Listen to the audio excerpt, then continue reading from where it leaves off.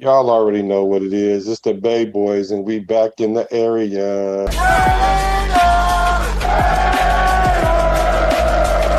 Just win, baby.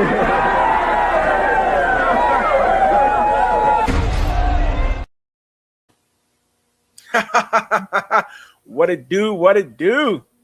What it do, what it don't do, What it what it's don't do? gonna do. It do, it don't do, and sometimes it just don't do. It just don't do. You know. You feel me? You feel me? Welcome, welcome, y'all. Welcome I to the mean, Bay you're teasing Area me though. Raiders. You're teasing me though. You're making me think Tom Brady's going with another don't do's. But it's okay. Well, I'll let you do the intro. Yeah, You do the intro. Tom We'll Brady let you about do to the tell intro. us what it don't do. What it don't do? Tommy boy. I mean, Yeah, we will never forget.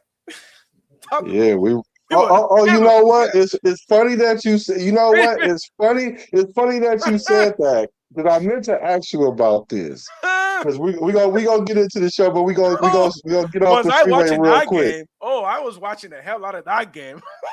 So I want to ask you. So how do you feel about Tom Brady, the Tampa Bay? I mean, not the Tampa Bay, but the New England Patriot coming here, and it's all forgiven when it comes to him. What are your thoughts when it comes to that?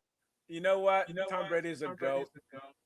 I even if his career kicked off on the tuck roll, Woodson was right. It did.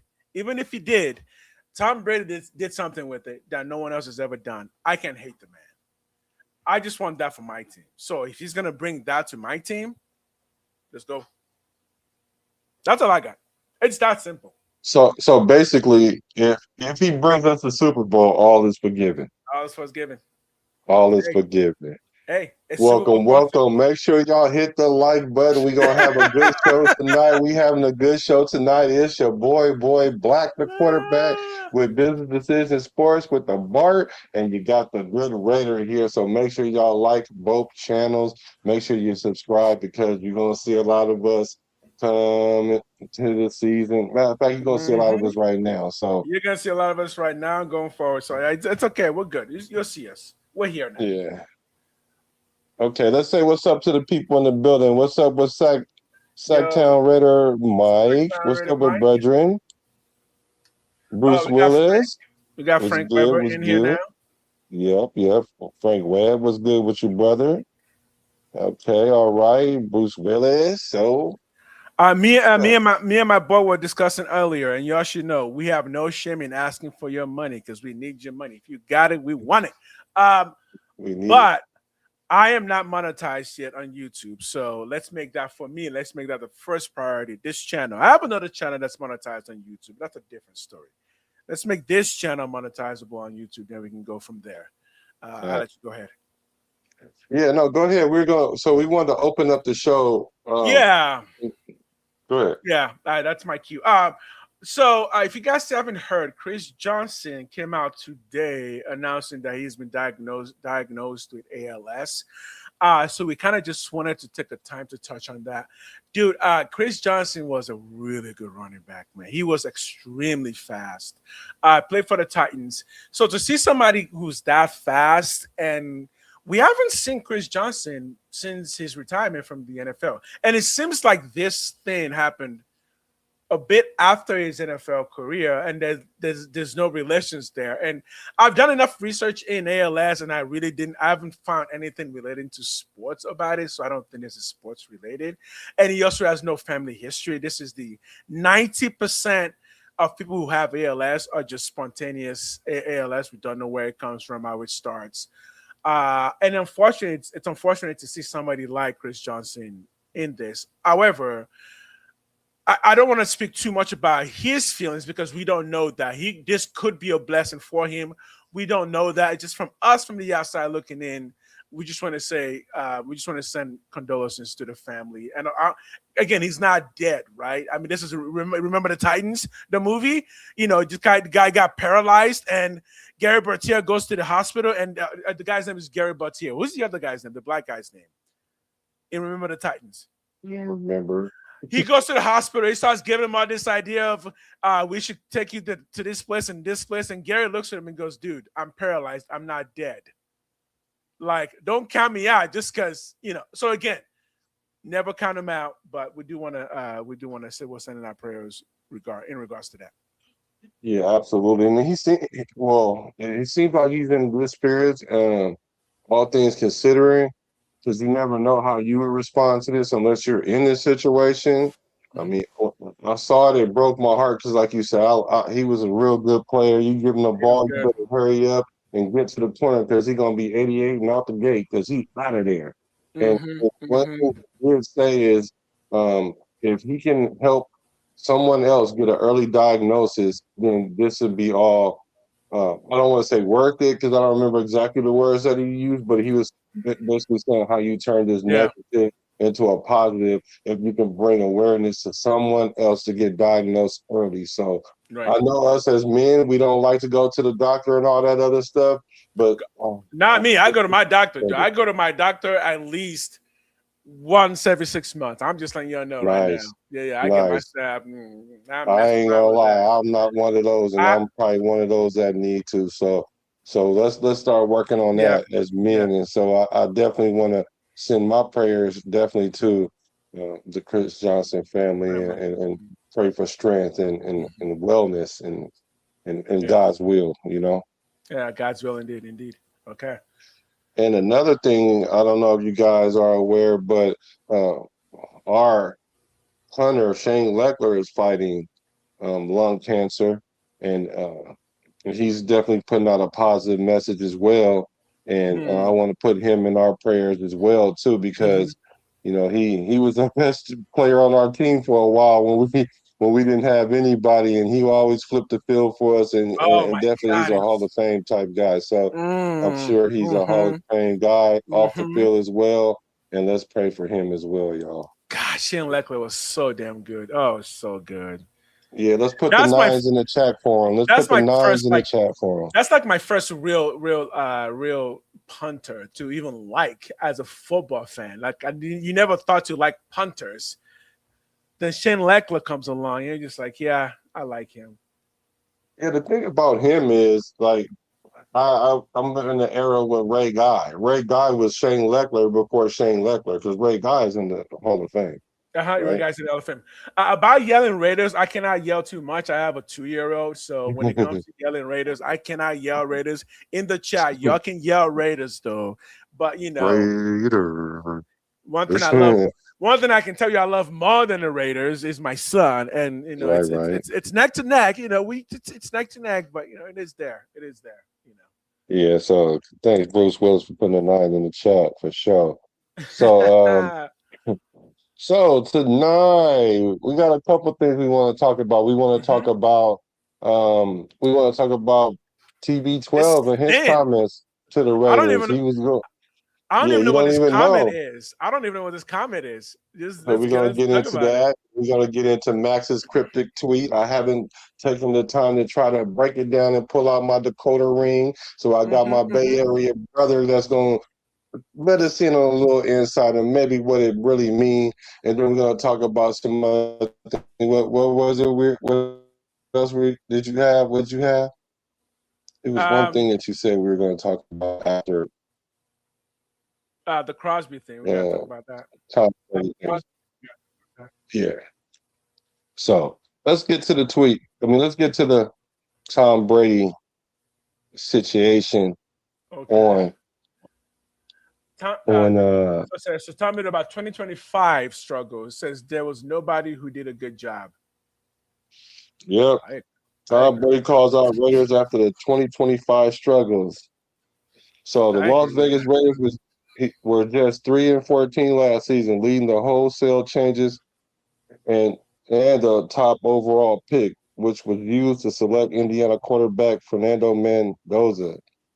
Suffice to say, Suffice to say, Fox Sports analyst and Raiders minority owner Tom Brady was not pleased with the 2025 campaign. He says, he said, I would expect a lot of improvement from where it's been. Brady said to the Stick to Football podcast. Last year, we just underperformed in every area, and it's everybody's fault. That's the reality. There's nobody who did a good job.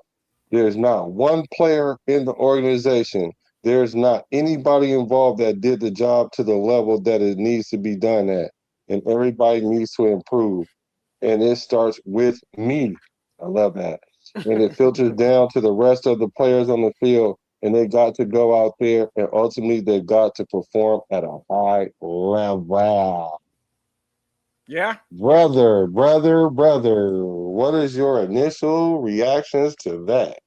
My initial reactions may actually surprise you. That is, my initial reaction is actually about Tom Brady itself. Look, man. I think the national media is trying to push the narrative of Tom Brady being the new god in Las Vegas a bit too much. Okay. That aside, he's right. Everyone did bad last year. I mean, every single person was bad last year. There was not a we. Oh, what about Maxx Crosby? He didn't play well last year. He didn't play up to what he was supposed to be playing up to. Everybody was bad last year. He's right. That's it. What about Genty? He was only 25 yards, 26 yards from 1,000. And considering that he got hit in the backfield Yeah. so many times, do you think that applied to him too? Yes. Yeah. Of course, it applies to everyone. I mean, how many games did we win again? 3. I'm sure Genty wanted more than that. Right. You know what? Go ahead. Okay, I think what he's really getting at, in my mind, is this notion of let's cast blame on Pete Carroll and Pete Carroll's kids. It's like, oh, okay. Oh, sorry, Raiders. You have an entire team with coaches. Sorry, you got the 1-2 coaches that could not coach to save their life in Pete Carroll's kids, and the entire thing was their fault. No, everyone was at fault. Chip Kelly was at fault. I tell me one person that you said that was not at fault, right? Again, did Brock Bauer wanted to win 3 games? And I think that the point is we won 3 games. It's not about individual actions. We won 3 games. That's a collective. The team as a collective won 3 games. That's everybody's fault. You know what? I absolutely agree with you on that. And it's funny because we haven't talked about this because remember, he didn't know anything about this. Mm-hmm. And I didn't even read the comment all the way until just now. And I agree. I totally agree. Like they're making this Tom Brady as like he's the GOAT already of minority owners. Like, first of all, I already got one eye on you already because it's like a Trojan horse. Like you got installed in here. And you probably was the last person that if we would have betted 10 years ago or even 5 years ago who was going to be the minority owner, I promise you nobody would have thought TB12 was going to be that guy. So exactly. I'm already watching him, but if he gets a Super Bowl, then like you said, all is forgiven. But with that being said, though, putting that part aside, because let's just look at it as a player, because he's looking at it as a player, right? Like as he's the GOAT, right?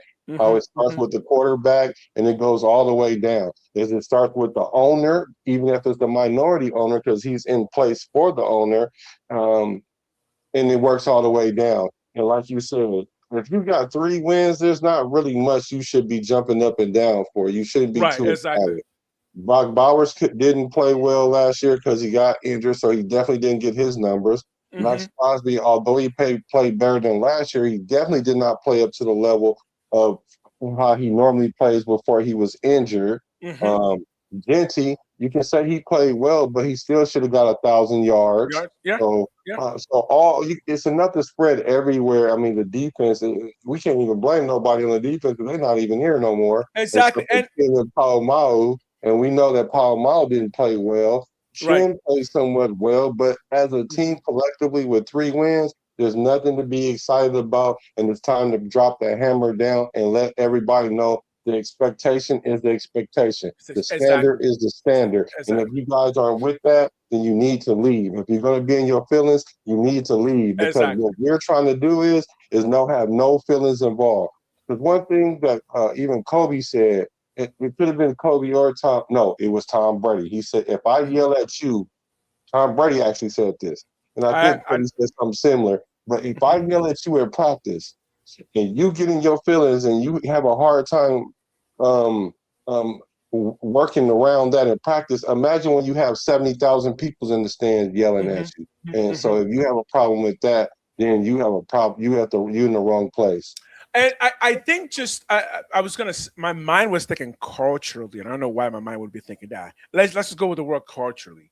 I think culturally we are in we get in this idea that you can pick out individuals out of a team to blame them for everything that went wrong, and you're just like, you really the team won 3 games, and you think you can pick out one person whose fault it was that we had 3 games. Oh, it happens to be Brandon Carroll's son. What are you talking about here? So I play a competitive game every day. Game's called Valorant. For those of you who want good ways to do competitive things, video games are actually really good for that. It's a team game, but the reason I do it is the fact that it kind of keeps you in that idea of a team is a team, and you need to kind of keep reminding yourself that if you're part of the team, if you're not winning, you are also part of the reason you're not winning. And guess what? Every single player in that locker room knows that. You would never hear a player say, "No, it was that person's fault." Players don't do that, right? It's the people who are trying to get clicks on YouTube that do stuff like that. Players know that if we didn't win, that's my fault. Don't look at the person next to you. I got to look at myself. So, and we can pick out who's messing up in a particular play. But once you look at the overall season, you quickly realize that no, this the entire team just fell apart. Yeah, well, Rainbow Six Siege love it. Yeah, go ahead. championship mentality starts with self accountability. You don't Exactly. blame anyone else. Like Hmm. he's installing a championship mentality, and these are things that I've been saying during this off season. Is a lot of the things that I've been hearing people say about the Raiders and how they feel about the Raiders and Hmm. how they're moving, and I'm saying they are moving like winners. Like they really Right. do have. One thing I can say about Tom Brady is he is bringing a winning attitude here. Now Hmm. the question is, can we rise to the level of what he's talking about?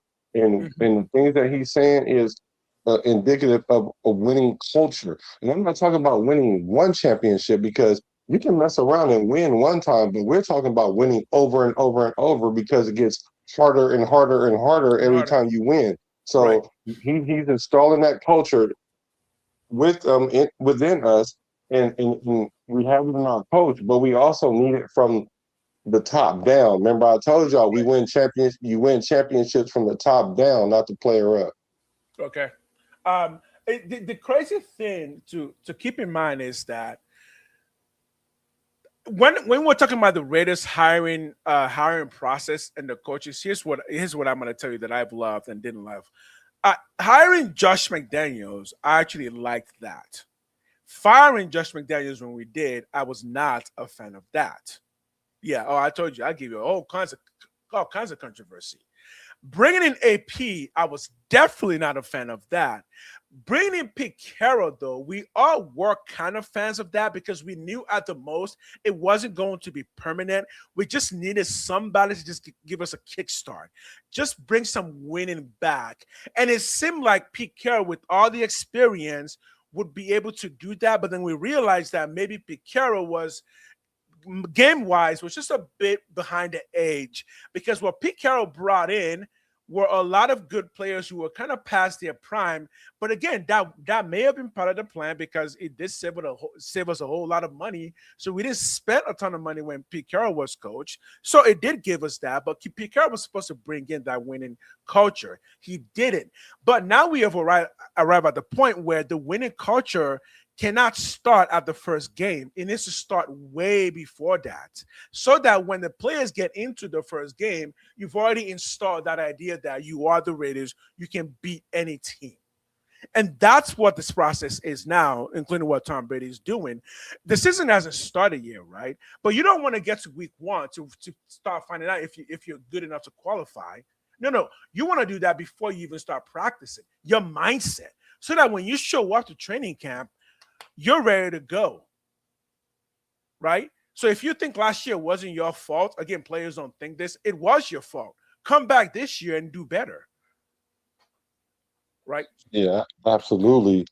Raider Rebel says, by the time Brady bring Chip Kelly and that was his guy, and it was all. So that's what all the report says. Yeah, let's just say it was his guy. And I'm with you. I despise the McDaniels hire Hmm.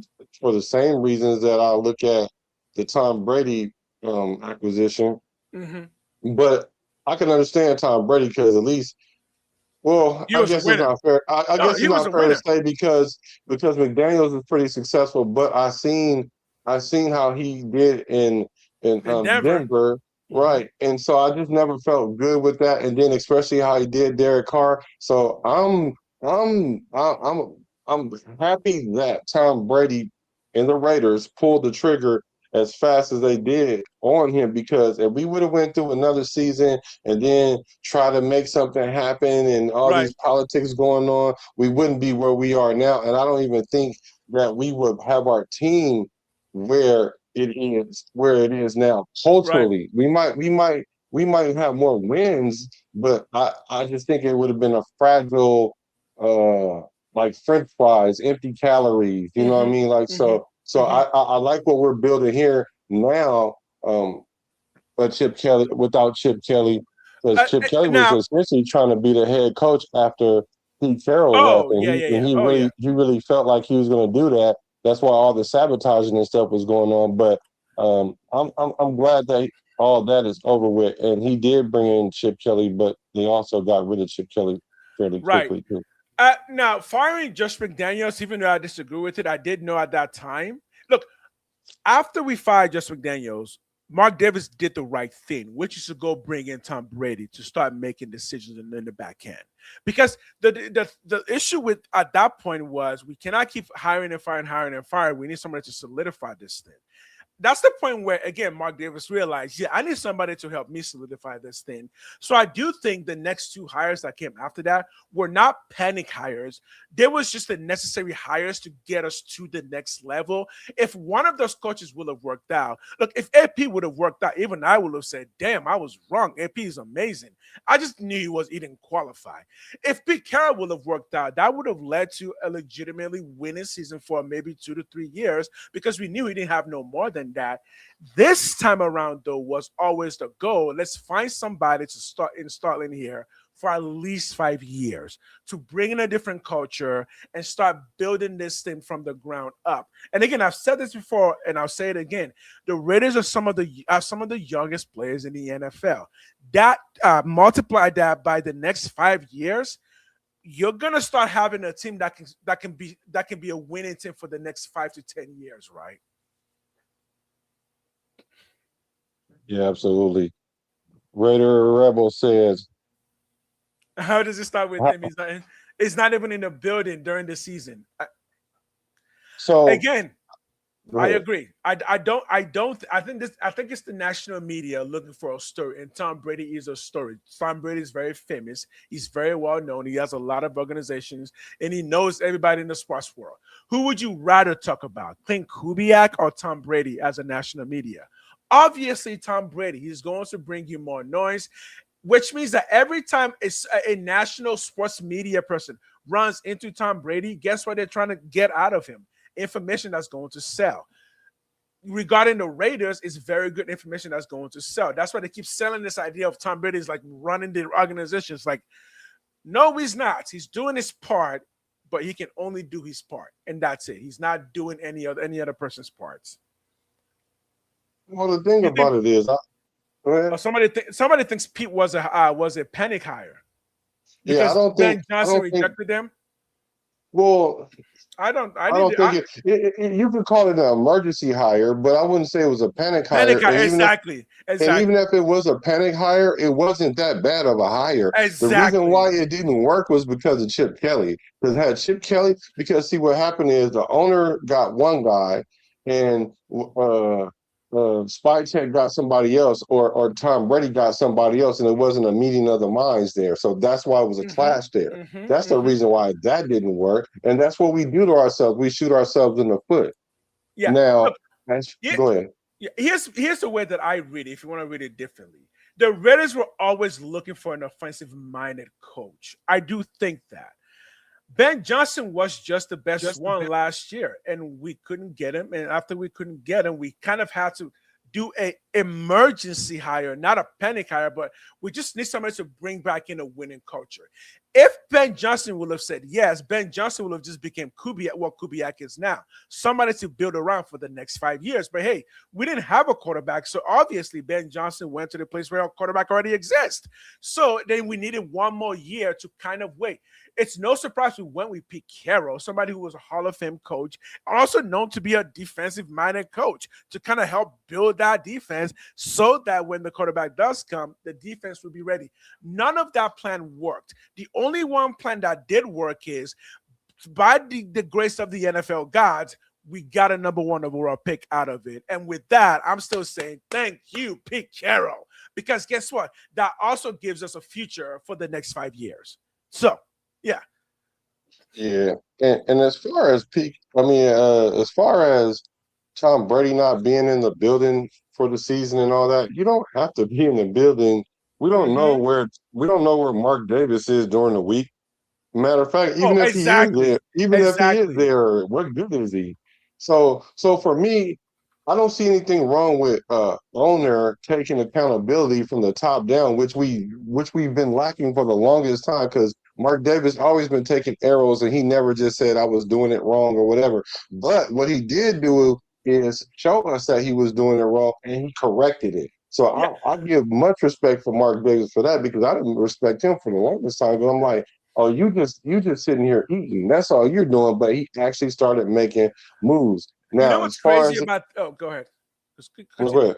You know what's crazy about people who are like successful like Tom Brady? People act like all they do is like sit around telling other people what to do. Tom Brady is trying to make more money. He is talking to very wealthy people in Dubai, to Miami, to California, to New York. What makes you think he's got time to come to the Raiders facility to make sure to tell everyone what to do about any one particular issue that he has no qualifications to do? He's a professional. Yeah, but they have access to him and everything because like you see the Of quarterbacks course. already are leaning on him. So he's Of course. paying what he paying with his weight what he weigh to some degree. Now I guarantee you. Go ahead. No, you finish your thought. I, You finish your thought. I rather them throw and shoot arrows at Tom Brady than Mark Davis or Clint Kubiak or even Mhm. Spytech. I'd rather him be the face of the franchise, so to speak, in order because it kind of deviates the issue from what's going on the field because Tom Brady he's a consummate professional and he'll know how to Right. handle it. I can guarantee you right now, the only person I'm gonna hold to this idea of guaranteeing. The only person that I'm confident that Tom Brady talks to or is allowed to talk to on a consistent basis are people who call him like Mendoza. I think Mendoza is the one person that he is having conversations with regularly because Mendoza is a quarterback and Tom Brady is one the best quarterback of all time. So that is a resource that Mendoza would be stupid to not be using. But I do not believe that even Clint Kubiak is sitting down with Tom Brady to make plans because why would Clint Kubiak do that? That would make no sense at all. Now, regarding the quarterbacks, yeah, I think Mendoza better be calling up Tom Brady any chance he gets, just to pick his head about what the playbooks are, and that's like a mentorship situation. I mean, having somebody like Tom Brady own part of the team literally gives Mendoza or any other quarterbacks that we have free mentorship. He's And the owner. You can call him up anytime you want. not to mention, I'm asking you guys in the chat, who would you rather have as a coach? Would you rather have Kubiak or would you rather Uh, have, huh? Brady. No, not Brady, but Johnson, Ben Johnson. Would you rather have Ben Johnson or would you rather have Kubiak? Me personally, I'd rather have Oh, Kubiak. that's okay. Let's slow that down. Let's slow it down now. Let's make that a segment. Let's just jump right into that as a segment. I, Ben Johnson's good, man. I mean, Ben Johnson's good. He's a good coach. I mean, I do. Okay, so let's see. He goes to the Bears, and in the first season, we're talking playoffs, and not just playoffs, and not just playoffs, like good playoffs. Turned the career of Caleb Williams around in just one season, and has a pretty good pedigree of showing this over and over and over again that he has a good offensive mind. Now, who do I think has a better offensive mind? Honestly, the answer is I don't know. This is what the competition is. We're gonna find out in the next 10 years who's a better coach, Kubiak or Ben Johnson. That's what I'm here for. That's yeah. So no, right now I don't even have to tell you who I think is better. I think we got 10 years to find out. I'm gonna love watching those two go at it. Yeah, for sure. I'd rather have Clint Kubiak. I just feel more confident with You feel more confident? the Okay, way, the tell way us he why. the Tell way us he why.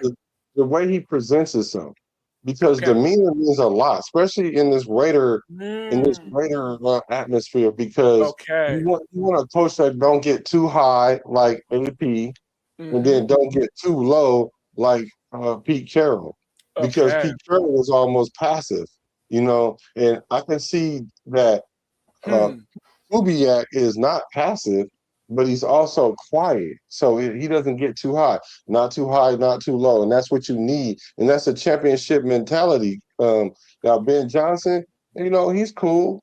And I think that job was right for him. And not to Mm, mention, it kind of played itself better than what the Raider job is. So a lot of people are saying that we got rejected and all this other stuff. When you go all in on a coach, you better hmm. have a plan B. Oh And yeah. Yeah. and all those coaches that went last year, it wasn't like it was a bunch of great coaches. Which I wanted Aaron Glenn. Aaron Glenn almost about to get fired already, according to a lot of people. Which I don't believe that, but I mean, like he already on the hot seat. Like, who were we going to get? I mean, Right.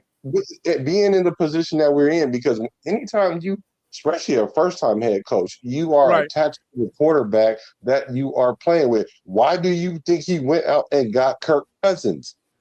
That's Right. what I'm saying. Like, he went to go get Kirk Cousins because he's like, if I'm gonna go down with the ship, I'm gonna at least put myself in the best position to be able to steer the ship as long as I can. So that's what he did. So I mean, I yeah, find it funny that people say that Ben Johnson rejected the Raiders.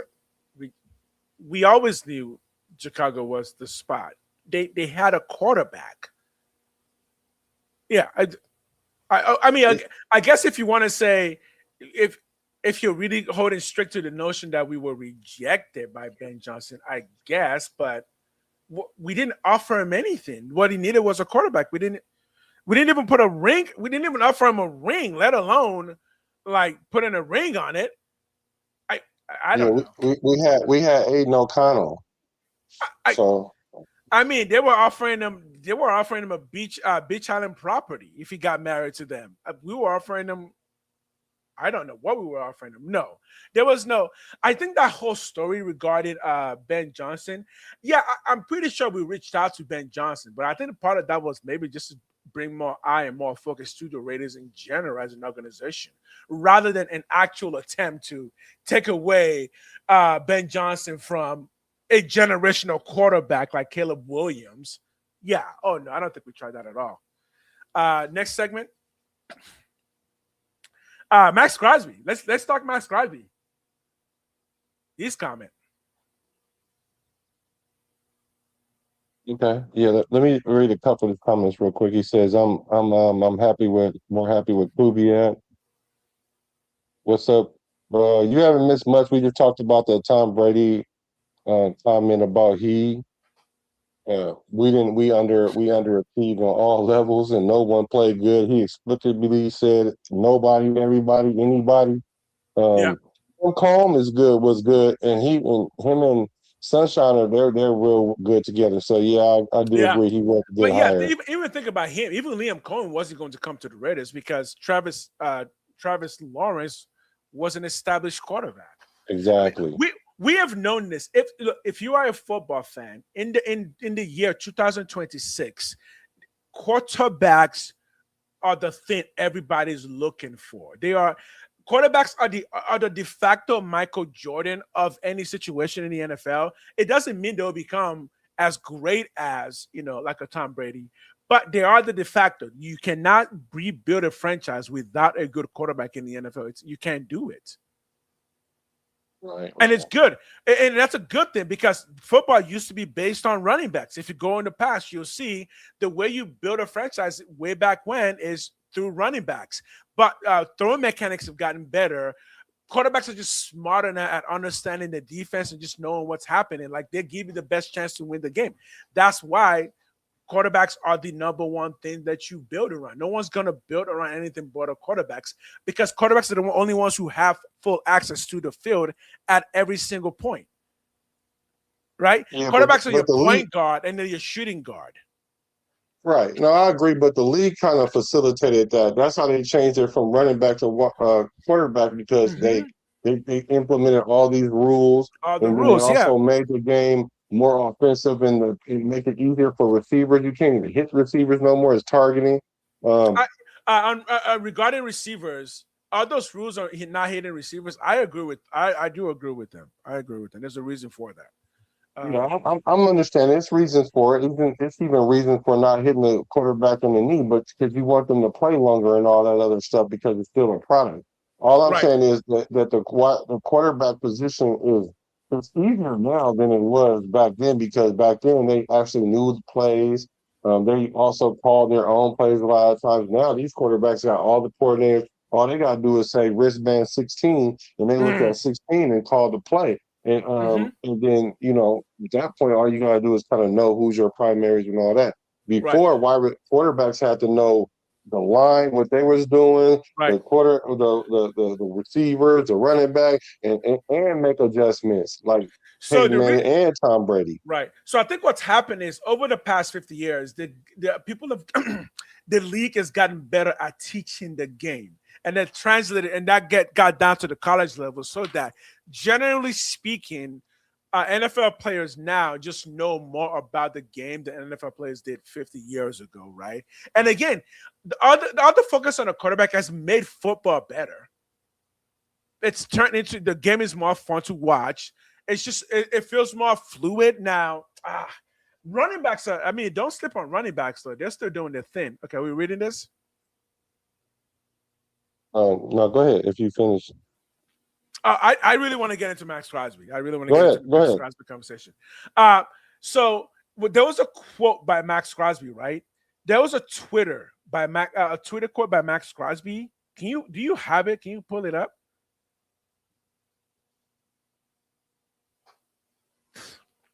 Stop people pleasing. Handle business accordingly. People are saying this is cryptic.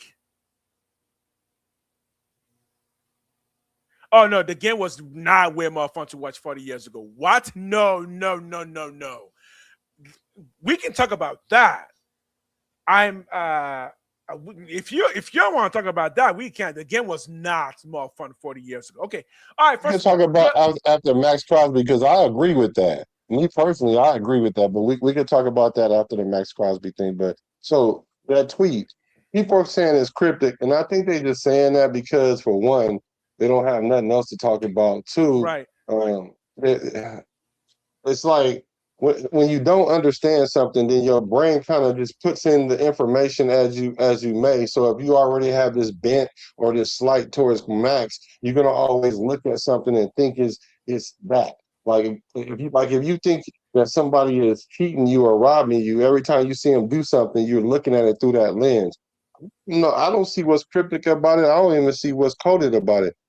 He might have been talking to somebody. Shoot, he might have been talking to himself because he's like, Okay. it's. Okay.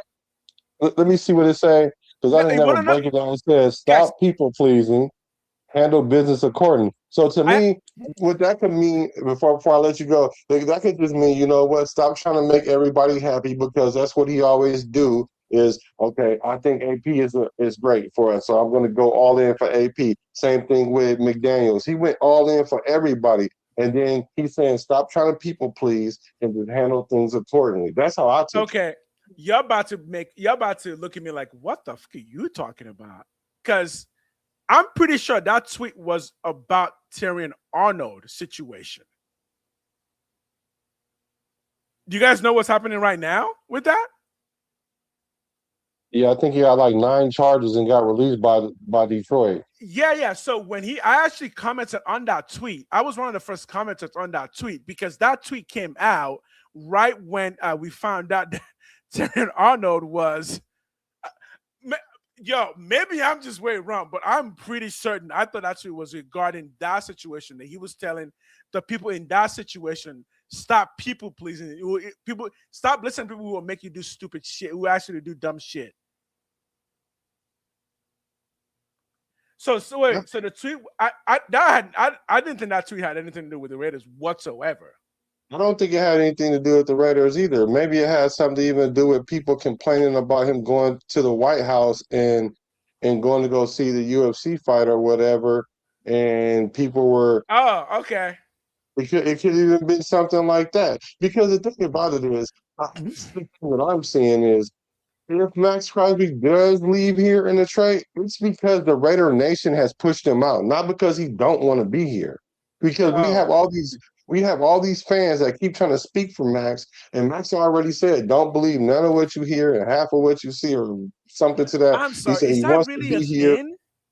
Is that really a thing for Raider Nation right now? That some Yes, like a lot of Raider Nation don't want Maxx Crosby here? yes, I know. I know personally people that don't like Max Crosby at all because he said "Flock Okay. Nation" and their feelings are still hurt, and they saying that he's bigger than the Shield, and not just one person saying that. It's a collection of people that don't like Max anymore for whatever the reason is, and they've been Okay. trying to get him traded for the last couple seasons already. And then once he really decided to dip up out of here, man, see, look, I told you Max don't want to be here. He's a prima donna, he's a diva, and all these things. And I'm like, but the man said he wants to be here. Like people act like they've never made mistakes or said the wrong thing, and then go back and then go for a second chance. Whatever happened to once a Raider, always a Raider. Right. This guy ain't even left yet, and y'all treating him like he not even a Raider. Like this is crazy. Okay. Well, I guess if you're looking at that situation from a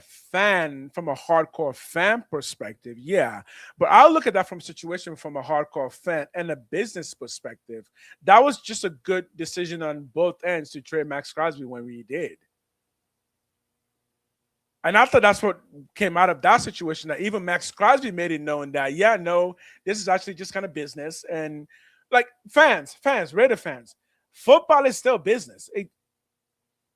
It's I've been telling people that from the beginning. I mean, And I don't speaking of business, I don't go know on and what you hit this button on that like button, hit that subscribe button for hit Business that. Decision Sports because he's making a Please business do. decision. And make sure you hit the Good Raiders podcast as well. But yeah, What business is business. do you guys think? Do you guys think Maxx Crosby like wants to like sacrifice himself to the on the altar of the Raiders or something? But, dude, business is business. I don't know what more to say. I mean, the guy tells you already he likes the business part of who he is. He's doing music. Imagine MMA is showing up to all of that. Imagine how many more things he's doing. If you decide to trade a Maxx Crosby, he's just gonna say, "Okay, cool."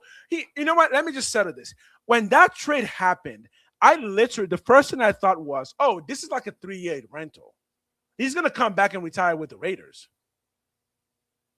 There was no part of me at all that thought Max would be gone forever and that he wouldn't. No. I knew he was going to come back.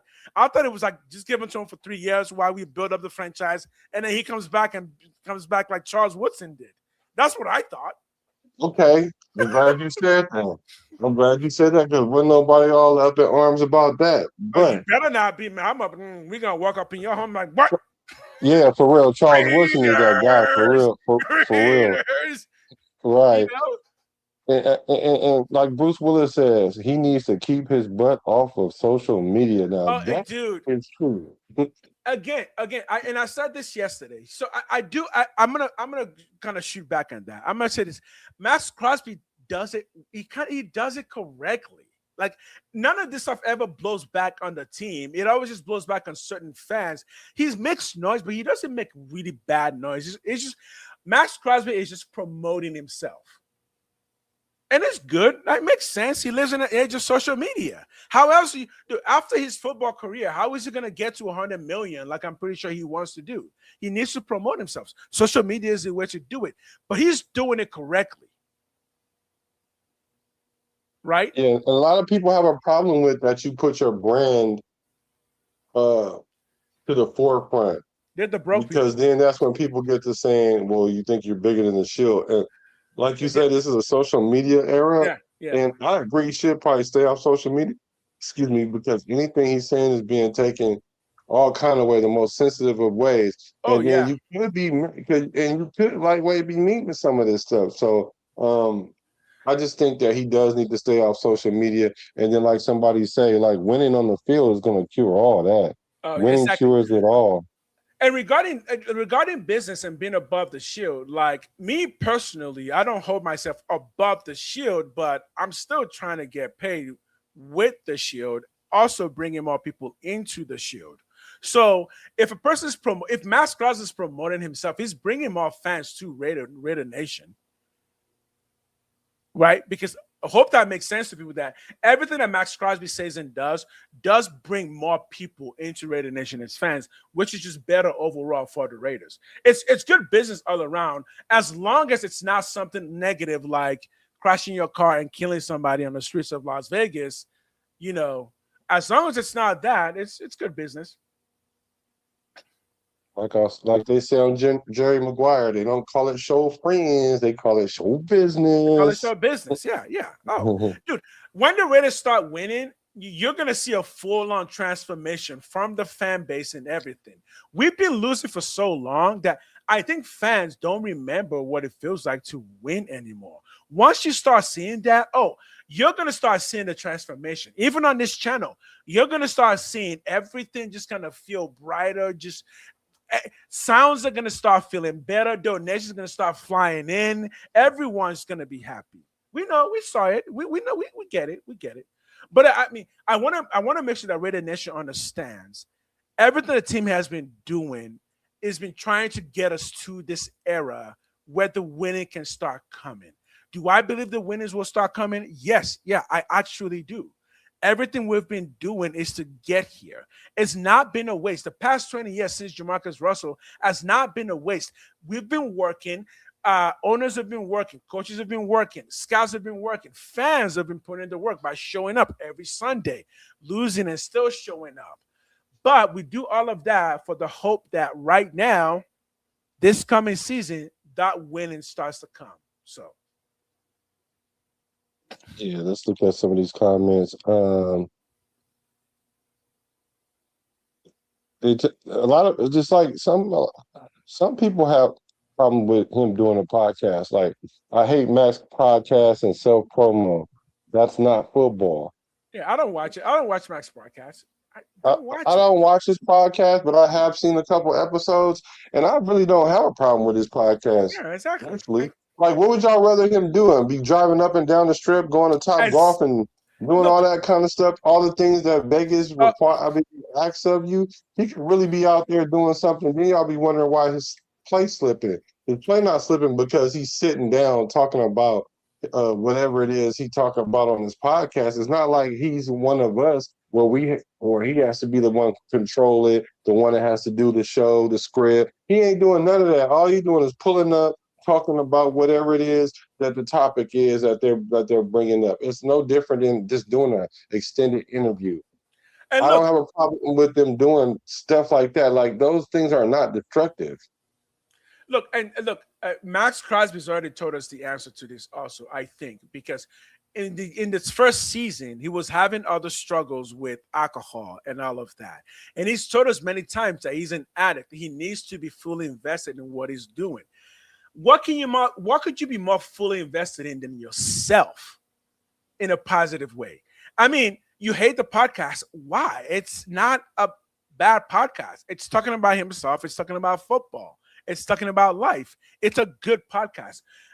There's nothing else he would be doing that he would feel more fulfilled in. So if he's doing that and still showing up every single day to play the game, yeah, no, good, man. More people should do that. I mean, maybe less people should do that because that just means more followers for me. But I'm not worried about. I'm not worried about Max. My podcast would be better than Max's podcast. Let the man have fun. Let him be himself. Let him have fun. Listen, Uh, listen. At least It that's said what I facts. said. What you want? What facts? What you want him to do? He just talking about football. Football, Right. exactly. What do you want him to do? Can I mean, I love talking about football. Max, can you pay me to talk about football? I'll talk you about football come with on you. the podcast and Yeah, come talk on the podcast. We'll football? talk football. Yeah. Oh, are you Yeah, for kidding? sure. So as you can see that the nation is divided on that, and I'm not even saying you guys are wrong because I'm not going to tell you how to rate her. But at the same time, I don't really, me personally, I don't see the need that it's a distraction because that's not the Yo, reason why sorry. that's not the reason why we're not winning is because we got players doing podcasts. That's Someone not just it. said. It's not the Oh, player give me a up. second. It's the top down. Someone just said, "What's up, good Raider? Welcome to the nation." You don't mean that as in like I'm new to the Raider Nation, right? Because we've been here a minute. We've been here a long minute. We've been here since 1996. But if you meant to his nation, the Black Nation, yes, I am glad. I'm happy to be here. I know everything there is to know about Raider Nation. Everything. Or even just the Raider YouTube, I guess, or either go. But welcome. So the tweet. I don't think it was something that was just so out there that I just think everybody's kind of. I'm using the word sensitive. That we're Right. sensitive about this situation, and I'm not understanding. Like, are we going to be sensitive about it all year about this, or what? And I guess it really boils down to like I think Bruce Wayne said, or Willie Wayne. One of y'all said that winning is going to cure it. So maybe that's what it's Yeah, going to be with exactly. it. Take. Sacktown Raider just said it perfectly. Sacktown Raider just said it perfectly. He's been a fan for 50 years. He doesn't understand why people get caught up in all, all that stuff now. Like, again, Max is a human being. He has interests and he's putting those interests out there. Now, I do understand the feeling of people saying he's creating a drama by just doing all this cryptic text. They're not cryptic, they're just not for you. You don't understand it Mm, because they're not for you. right. So the hit dog gonna holler. Y'all hollering I for no mean, reason. yeah. Y'all Dude, just hollering because y'all saw a rock fly by. Y'all start hollering. yeah, the rock didn't fly by for you. It's not the rock's not bugging you. Don't worry about them. When Max wants to make a tweet for you, he'll let you know. He'll put your name right on it. I mean, I want Max to make a tweet about me because I want him to say my name on it. You All know, right. so yeah. That, Yeah, I I've mean, I been a don't. Raider fan for 50 years too, and I don't understand that people caught Yeah, up all in their feelings either. And I really don't. I dude. don't. Next, you're gonna be talking about Max's side chicks and all that. And I'm gonna be like, yo, what are we doing here?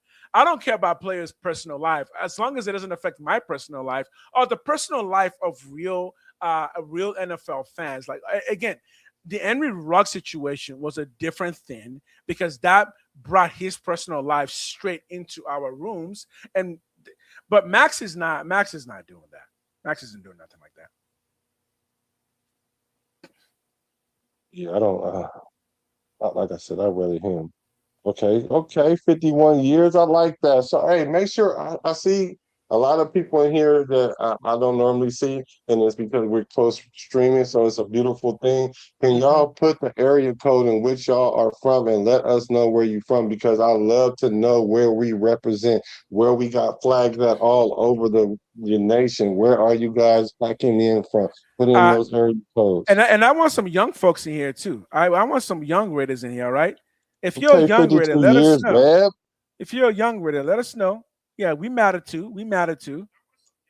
The real ones and close to Max knows what he means. I agree. I agree. Okay, 52 years. Okay, Napa Wine Country 707. Say it backwards. Is that the 818? You can say that backwards too. The 559. I see y'all. Okay. Okay, Uh, Jason. Thank you. Thank you for hacking in. Really, really appreciate it. So, and I'm out here sitting over here in Canada. I'm just sitting oh, over here in Canada. Canada. Grew up in the Bay, but sitting over here in Canada. You know, everybody always talk about they're gonna run to Canada, and you were actually there. I drove here too. I didn't run here. I just drove here. and they let me in the gate. They were like, "You can come in." I'm like, thank you very much. Sweet. You had a topic that I didn't know about, but I forgot what it was. What was the topic you had? Oh Oh, boy, you don't remember? I don't think I Come remember on. because we didn't write it down, right? I didn't. 915 was good. It was an NFL topic. It was an NFL topic, right? Yeah, it was. It's about something. I don't remember what it Oh was. yeah, yeah. No. I know what it is. The Raiders issued just posted a quarterback position breakdown for the team. This is posted by Levi Edwards. Just go to the Raider channel. It's the first story. So I want to talk about that real quick. Because we got 4 quarterbacks right now. We got 4 quarterbacks, and I don't know one of them. There's one quarterback I don't know. I don't even know his name. Talking about the undrafted guy. Yeah, he's undrafted. I don't know his name. I forgot his You name too. haven't missed a Raider game since '08 You say Raiders.com? in Denver. Yeah, Raiders.com. Just a regular channel. Yeah, Raiders.com. And click on the first story.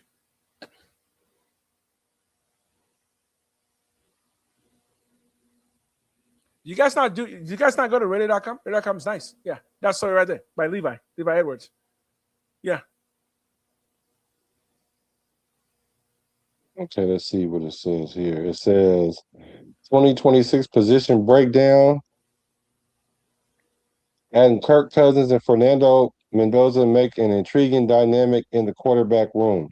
This was you talking about the other quarterback was let's see, what is my man's name? I forgot. He's got some tall quarterbacks. So let me see what it says. It says, you want me to read this first couple paragraphs or whatnot? So before you do, so what people need to understand, so this stuff right here, this is what a lot of important people see for the Raiders. So when they release stuff like this, is to let like important people read up on what's happening with the Raiders. So this stuff is going to be because Levi works with the Raiders. He works for the Raiders. So this is going to be good stuff about each one of these people. So yeah, it's pretty good read. Go ahead. Jacob Clark is our other quarterback. Oh, that's his name. Okay, Jacob Clark. Where is he from? What's his deal? Because I know nothing about him. Missouri State. Missouri State. Okay. Yeah, he thrown nearly 8,000 passing yards, 64 touchdowns in his time with the Bears, and was named offensive MVP at the American Bowl in Florida. Okay. All right. So basically, they kind of broke down each one. So I guess I'll read it. It says, the Silver and Black added a proven veteran in Kirk Cousins, who is heading into his 15th NFL season. Cousins, a 4-time Pro Bowler, ranks in the top 6 among active quarterbacks in passing yards, 44,700, and passing touchdowns, 298. Cousins not only provides a veteran influence, but has an established relationship with head coach Clint Kubiak. Yeah, the duo worked together for 3 seasons with the Minnesota Vikings. Cousins threw for 1,289 passing yards and 94 touchdowns with Kubiak as his quarterback's coach and offensive coordinator. Right, let's stop right there. That's a lot. That's good. 4 seasons. Were those some of Cousins' best seasons with Kubiak? Yes. He threw for 4,000 yards, like 3. I think all 3 of those years. Oh wow, yeah, he threw 4K each one of those years, or at least close to 4K each one of those years. That's good, and 94 touchdowns. Wow. How many playoffs though? I think they went to 3 playoff games. He won 1, I think. Okay. And so that's the knock on him, is that he does the big games, like he doesn't show up. So well, guess who does? So it's not like he walks on water. But guess who does show up in big games? Don't say who. Mendoza. Oh, okay. He shows up in big games. He knows how to show up in big games. Look, and honestly, that don't write that down. Kirk Cousins doesn't show up in big games because Kirk Cousins wasn't really in a lot of big games in college, and in his NFL career didn't get a lot of opportunities for big games. Mendoza, we know for a fact, shows up in big games because he did it all of last year and won the whole thing. So, and he did it with a franchise, because yeah, you can call it a university or franchise, because Indiana they weren't a football program, right? They are now though. So yeah, Mendoza shows up in big games, right? And this is part of why people have been saying, why not just start Mendoza? The kid just shows up in big games. Let's just start him off and just say, hey, this is the NFL. Every game is a big game, right? Why the only person over there smiling is Mendoza? That's his game time. That's his game time face. That is so crazy. It is so crazy that they took this picture. I'm sure somebody realized that, oh, the only person smiling is Mendoza, but they were like, well, yeah, that's just him. That is just him, right? He said Dude, Cousins. He said Cousins' agent is the MVP. You ain't lying. You are not no, lying. yeah. His agent is definitely the MVP. Willie Wayne was good. But I tell you though, if you go look at Mendoza's games, dude, he's got a mean game face. Like when it's time to rock, Mendoza's face is like locked in, man. Yeah. So did they put out a depth chart? I don't know. I haven't seen one, but let me tell you what I presume the depth chart to be. They're gonna go with Go the ahead. veteran, the number one right now. So going into camp, I think is going to be Mendoza. I mean, not Mendoza. I'm sorry, Kirk Cousins, AOC, Mendoza, and Jacob Clark. And that's because this on seniority alone. This seniority alone. And so what happens is when you're ahead of somebody, it's your job to lose. Yeah. And if the other person plays better than you, you're going to get usurped. Okay. So as I see it right now, I think that's how it is because based on just experience. Here's a question for you. Tell me one player, one position that you think is going to get usurped this year. Who will lose their starting position this year? That had it last year. That had it last year. Position? Well, Any position. It's not fair. I would say, being unfair, I would say Paul Mao because he wasn't a free Mao. safety. Okay. He'll lose his position. Mhm. But another person I think gonna lose their position, and I'm glad you asked this. I'm back on the Caleb. I'm back on the Charles Grant train again.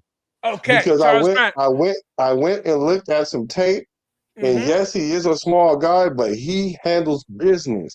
He's going to take DJ Glaz's job. I'm sorry. You are He's okay. taking DJ Glaz's job. Can we look at some film right now? Yeah, let's get to it. Yeah, show me what you saw. Because hey, if you can tell me that a 300-pound dude can do it, then I believe you. Keep in mind though, he's also older than DJ Glaze. Yeah, because y'all been talking about movement, right? Y'all been saying it's this movement that Grant has hustle. Okay, good. Has hustle. I want to see it. You think Jordan Meredith's going to lose the position? Well, you know. Yeah, read the chat and see who the chat thinks is going to lose their position. Jordan Meredith. I don't think he ever had an official position. I think his position was just you're the guy. So we're thinking Glaze. Another one said Glaze, that Glaze will lose his position to Grant. Okay, let's see it. Whoever said Jordan Meredith, that was just mean. That's not nice. What are you trying to pull up? I gotta find. I'm pulling up his highlight. Yeah, you want to show me this Charles Grant? Mm-hmm. 1 second. If it's as good as you said, I said make him a guard.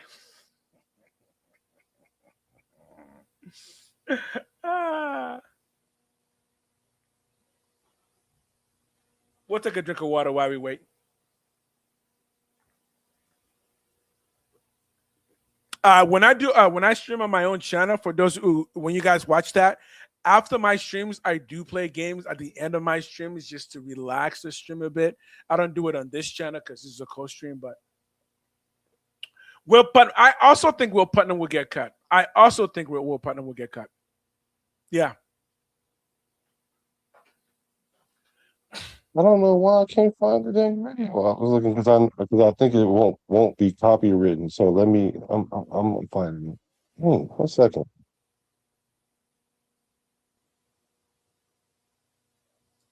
All right, put my names on here. So we'll partner him. Yeah, I think he will get cut. Second cornerback. Who do you guys think will be the second cornerback? Who's going to take it? Darian Porter? You think he's going to keep it? If not, who's taking it? You better spam that name. I know what names you're thinking. Who will be our second cornerback? Better yet, no one thinks Eric Stokes can lose his position. No one thinks Eric Stokes can lose his position this year. Because, don't say, oh, see, he doesn't have a position. His position is Raider mascot. Okay, that's AOC's position. He's a Raiders mascot. Okay, here we go. Oh, great. Okay, so McCoy. So we think McCoy is going to be the second cornerback. We think McCoy is going to take it. So Darian Porter is going to AOC will get traded. I also believe that. I also think AOC is a good candidate to get traded. I also agree with that.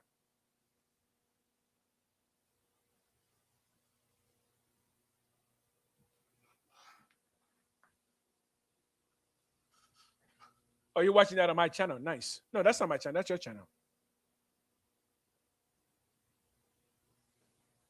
All right, we're about to watch some hustle.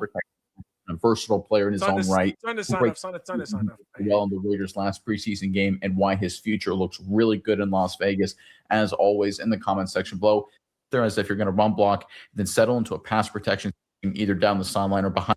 Versatile player in his own right. We'll break down everything he did so well in the Raiders' last preseason game and why his future looks really good in Las Vegas.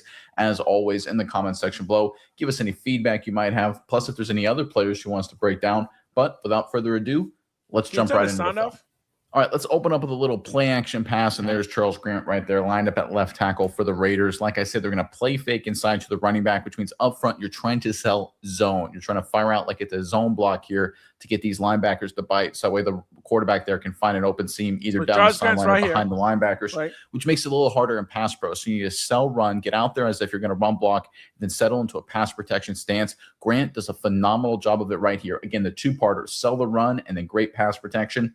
Let's check it out. All right, there's a snap. You can see a little play fake right there. That's good. Let's get Grant right here. Watch him. He goes out there like it's a zone play, then engages. Normally, you'd want like a kick slide, right? You normally see, like you see right here on the right tackle. This is not selling the run right here. No linebacker or safety is going to see this right tackle and say, oh, it's a play action. That's a poor job right here. You need to sell the run. Inside, we're selling the run. That's pretty good. Grant right here doing a good job. And then he gets into pass protection right there, gets his weight back, handles. So look at the right tackle is DJ Glaze. Look where DJ Glaze is. Wait. DJ Glaze is the right. DJ Glaze is the right tackle, and Grant is the left tackle. And so DJ Glaze, watch how DJ Glaze's guy always ends up in the backfield. That's what I have an issue with him. Go ahead, rewind it. Rewind it again. Great pass protection. It's one of these things where I understand the temptation because you're going up against edge rushers. You want to make sure you don't get your quarterback killed. And I guess it's better safe than sorry. But you got to give your offense a chance to execute. You have to sell the run. The right tackle did not. Charles Grant over here did. Again, engages the defensive end right there. He's not in a good pass protection stance. Again, he's trying to make sure it's a zone play, or at least make it look like a zone play. Then he reacts, runs him upfield, keeps moving his feet. I love the way he uses his feet and hands together, right? See how he puts his hand on his hip and keeps pattering around and then shoves them? He's not a big grabber. Some guys are big grab and torque guys. He uses hands to almost guide the defender where he wants to go and then gives him a shove for good measure at the end. Nice rep. All right, let's take a look at it from the wide copy. Watch Grant sell the zone right there and then move his feet. Really good pass protection. I'm a big believer in moving your feet in pass pro, keeping yourself between the edge rusher, the pass rusher in general, and the quarterback, and that's exactly what Grant does here. Moving his feet, using his hands when necessary. You don't want to get too grabby because obviously you'll draw holding penalties, and every once in a while you'll miss with your hands. If you rely too much on your hands, like right there, if Grant just tries to use his hands to yank him or torque him, he could draw a penalty, or this defensive end could rip through his arms. Instead, he moves his feet, shuffles his feet like you see right there, gives his quarterback a nice clean pocket to deliver the ball to the check down for his nice successful play. All right, now we're going to show off Grant's intelligence, and you can see him right there, of course, at left tackle for the Las Vegas Raiders. So you're going to see that the 49ers, they got a lot of bodies over here. Who's coming, who's not. It's going to be a complicated situation. But Grant from the rip recognizes what's going to happen. He knows 65 is going to stunt around this way, and this defensive end is going to come inside. He sees that coming a mile away. As he gets into a kick step, remember, they're not selling the run here, this traditional pass pro. His eyes are going to be on this defensive tackle the entire way. Only at the last second does he go to the defensive end just to make sure he's not an outside rusher. And then he turns out to be right as the defensive tackle comes right to him. This is one of the crazier plays, one of the savvier plays I've seen from any rookie this preseason. Let's check it out. All right, there's a snap. You can see Grant. He's got his eyes at 65. Look at him the entire way. He's got a defensive end right across from him, and he doesn't look at him until the last second. He's like, I know 65's coming. I know. I've seen the film. I know what's coming here. Only at the last second does he turn his head, but then he still picks up 65 because he's proven right. He knows the stunt is coming. Okay. So if we're saying Charles Grant is a replacement for Colton Miller, then yeah, I'm fine with that. But if you're saying that he's a replacement for DJ Glaze, I'm not fine with that. Well, on this place, first of all, one thing here, DJ Glaze is going up against someone who's coming from the far end. So someone who's coming from that far end there is going to try and sweep. That's why it looks like DJ Glaze is getting close to the quarterback. Well, because he has to kind of keep backing up because that edge is going to try to do a sweep around him. So he has to back up a bit more. But yeah, I mean, if he is replacing Colton Miller, who gets injured often, okay. I don't think he's replacing DJ Glaze, though. Not based on this. Well, you only seen 2 plays broke down. Yeah. But our concern was, does Grant have enough weight on him to be able to stop? To be able to, to be able to. Okay, And we got to understand that the left tackle is harder to play than right tackle. So the issue that I have with Glaze is that he always let the pass rusher get around him, and he just rides him around the halo. Like right. But the thing is, if you want to be able to run block or zone block, you can't allow that stuff to happen. You have to stonewall some guys some of the time. And his footwork is what his problem is his footwork, not necessarily in this pass protection where he can ride the guy around the quarterback, but in other parts of his game. So he's not as good against the run, you're saying? Yeah. He doesn't have a good enough anchor. Okay. And what we're seeing with Grant is his ability to move and make adjustments. Okay. And like I said, the main thing that I'm looking for is his ability to not let guys get around him or go through him because he only weighed 311. Yeah, good. Yeah, good. So I want to see that. So on Glaze real quick. So I think if Glaze has a movement weakness, right, that would explain why guys try to get around him. But also given that he didn't give up a lot of sacks, so guys trying to get around him hasn't been as effective. Now, I do want to watch Grant again, but I kind of wish the video would just play. So just play. Let me just watch Grant again. He's seen this 1,000 times on film.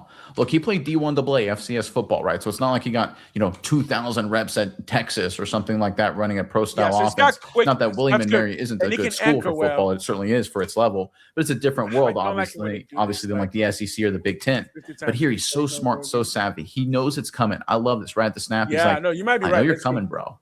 I know. All right, I guess I got to look outside, but here you come, and now I got you. Really savvy play from Charles Grant.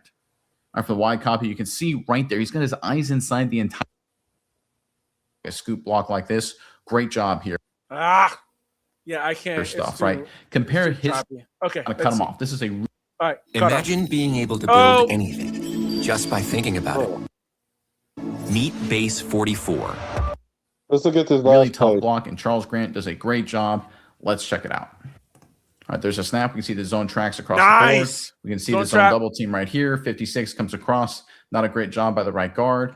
Little zone double team right here. Center trying to work up to the next level. Does what he can. That's really good effort by 67. I'll give credit where credit is due. Let's look at Grant on the backside here. Gets his foot in the ground. Great athlete. Completely cuts him off by himself. This is awesome. I can't tell you how hard this is. Now, Grant makes it look easy here, but you talk about being a great athlete, getting his feet in the ground. Did he actually get him moving a beat early? Let's see. He did. No, he just timed it perfectly because he knew he had to be on his horse. So the thing is, he has a wrestling background too, and so that's what what they're saying is a good thing about So him you is do that think he's capable of it? I do. Okay. I do. But he hasn't beaten anyone yet. He's already had a chance to beat, so he didn't beat him. Who? He had a chance to beat who? How long? He's been on the team for how many years? 2 years. This is the second year. This is his second year. Okay. So he wasn't going to get playing time under Pete Carroll. Because, Pete Carroll doesn't play the rookies. He even came out and said he doesn't like to start the rookies because if he does that and then players get hurt, they won't have players at the end of the year. And he just don't trust rookies early in the season. So if they have more time to get prepared or develop, then he has more confidence in them. And that's why they both, Caleb Rogers and Grant, had limited time. But we got both those guys in the third round of the draft. But we are going to see a lot of them in camp this year, though. We're definitely going to see a lot of all these linemen in camp. And I just think if he don't get blown off the ball, which I'm not seeing, I'm thinking that was my only concern, that he was lighting up in the tail and it looked like he's handling business. So okay, let's answer to Lou Skunked real quick. He says, quote, Spytech, I made the apparently he doesn't like Spytech. Brought you Pete. Brought us Pete. No, I think Pete wanted to come. He didn't bring us Pete. Pete wanted to come. Made the worst call in Super Bowl history. What call was that? Not giving the ball to beast mode and throwing the interception. Oh, whatever, man. Spytech brought you Gino. Yeah, okay. Gino also made sense. Spytech brought you Cousins. Okay. That makes sense. I'm a donkey? He said Kubiak, I'm a donkey, because his lineage come from Denver. Oh, because his dad is a big Denver guy. Yeah, his dad also won Super Bowls. Yeah, that's what I. He doesn't like Kubiak. He says Kubiak's a joke. No, we can keep talking about it. If a donkey can bring me a Super Bowl, what do I care? Good donkey. Donkey. I don't understand what Pete's a joke. Pete's a Hall of Famer. What? I know I make sense. Maybe you make sense to yourself, but pizza. Kubiak is a joke. Sure. Oh yeah, Jason, you like how ALC was stepping up in the pocket in that clip? Yeah, I did. You know what? I watched it. I was like, because I made a comment about ALC, and I was like, his ability to navigate the pocket is to be desired. And then I've seen a couple plays that he was actually looking good. But further in this video, if we were to watch this whole video, then we would see this ugly head rear. It rears its ugly head because that's the video by Saturday morning inspections, right? Yeah. I can go. I'll go watch it. I'll go watch it outside of here. It's fine. I'll watch it. And it was times that you could tell that he didn't even want the player by him, and his footwork and his platform was off, and he was throwing the ball really awkwardly and things like that. And there was times that he could have stepped up but didn't. But I just think that he can get better with it as time goes on. But that clip did have me feeling that way too when I first saw it. Again, this is fine, but this just makes me more sure that he's not going to be a replacement for DJ Glaze, right? He's going to be a potential replacement for Colton Miller, who has injury history, who, as far as we know, gets injured every year, right?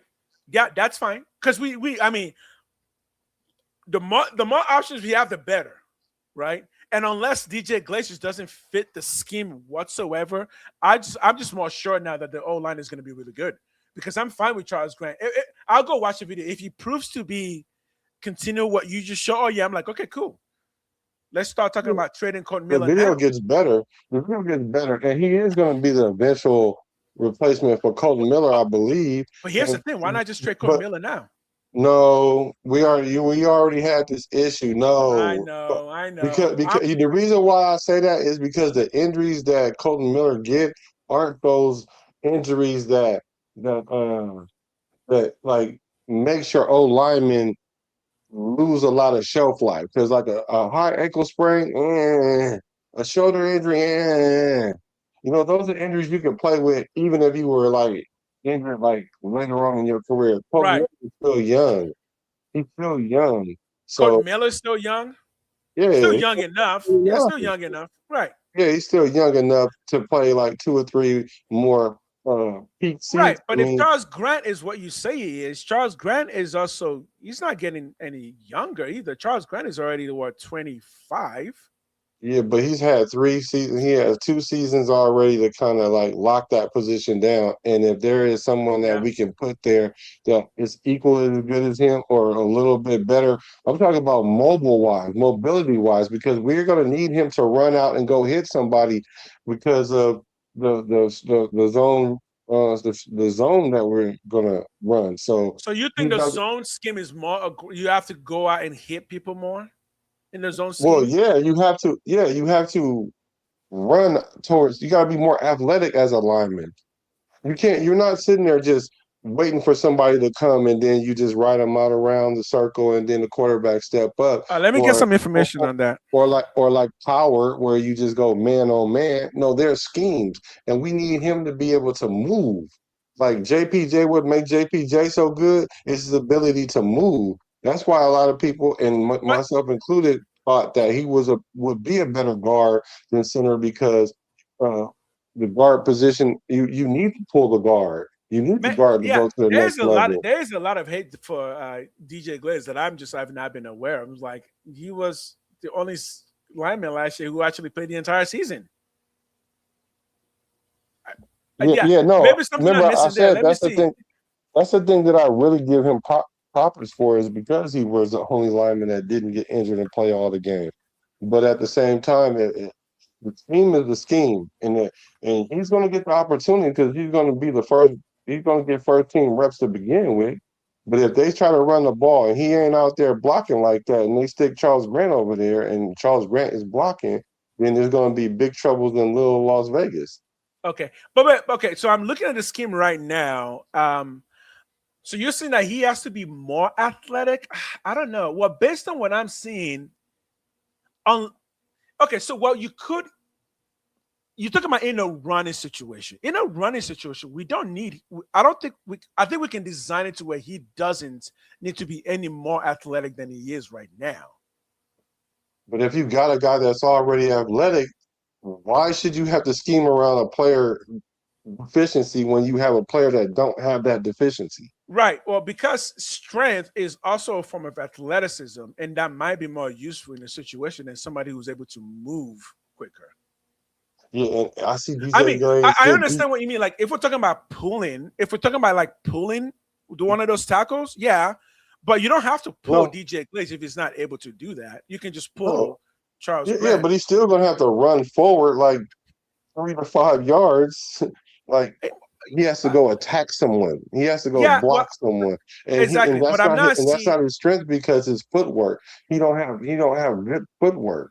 I, That's his issue. What's his superpower is his arms, his length of his arms. okay. That's So his the length of superpower. his arms, he's got that, and he's got good size. Yeah, I His think you just mobility use. is the issue.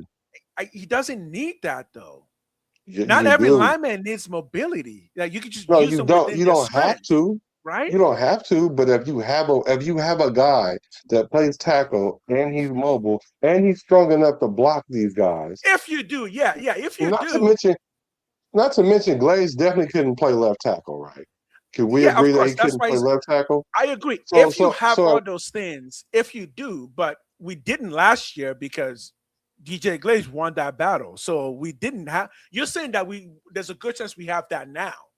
mhm, Okay. Yeah. Okay. Yeah. yeah. If there's a good chance that we have that now, I would agree. Let's go and do that. But based on the plays that I'm looking at right now, all of them don't even have the right tackle really moving much. Most of the movement is coming from the left tackle. From the left tackle. Again, the scheme also depends on where the coach is going to run.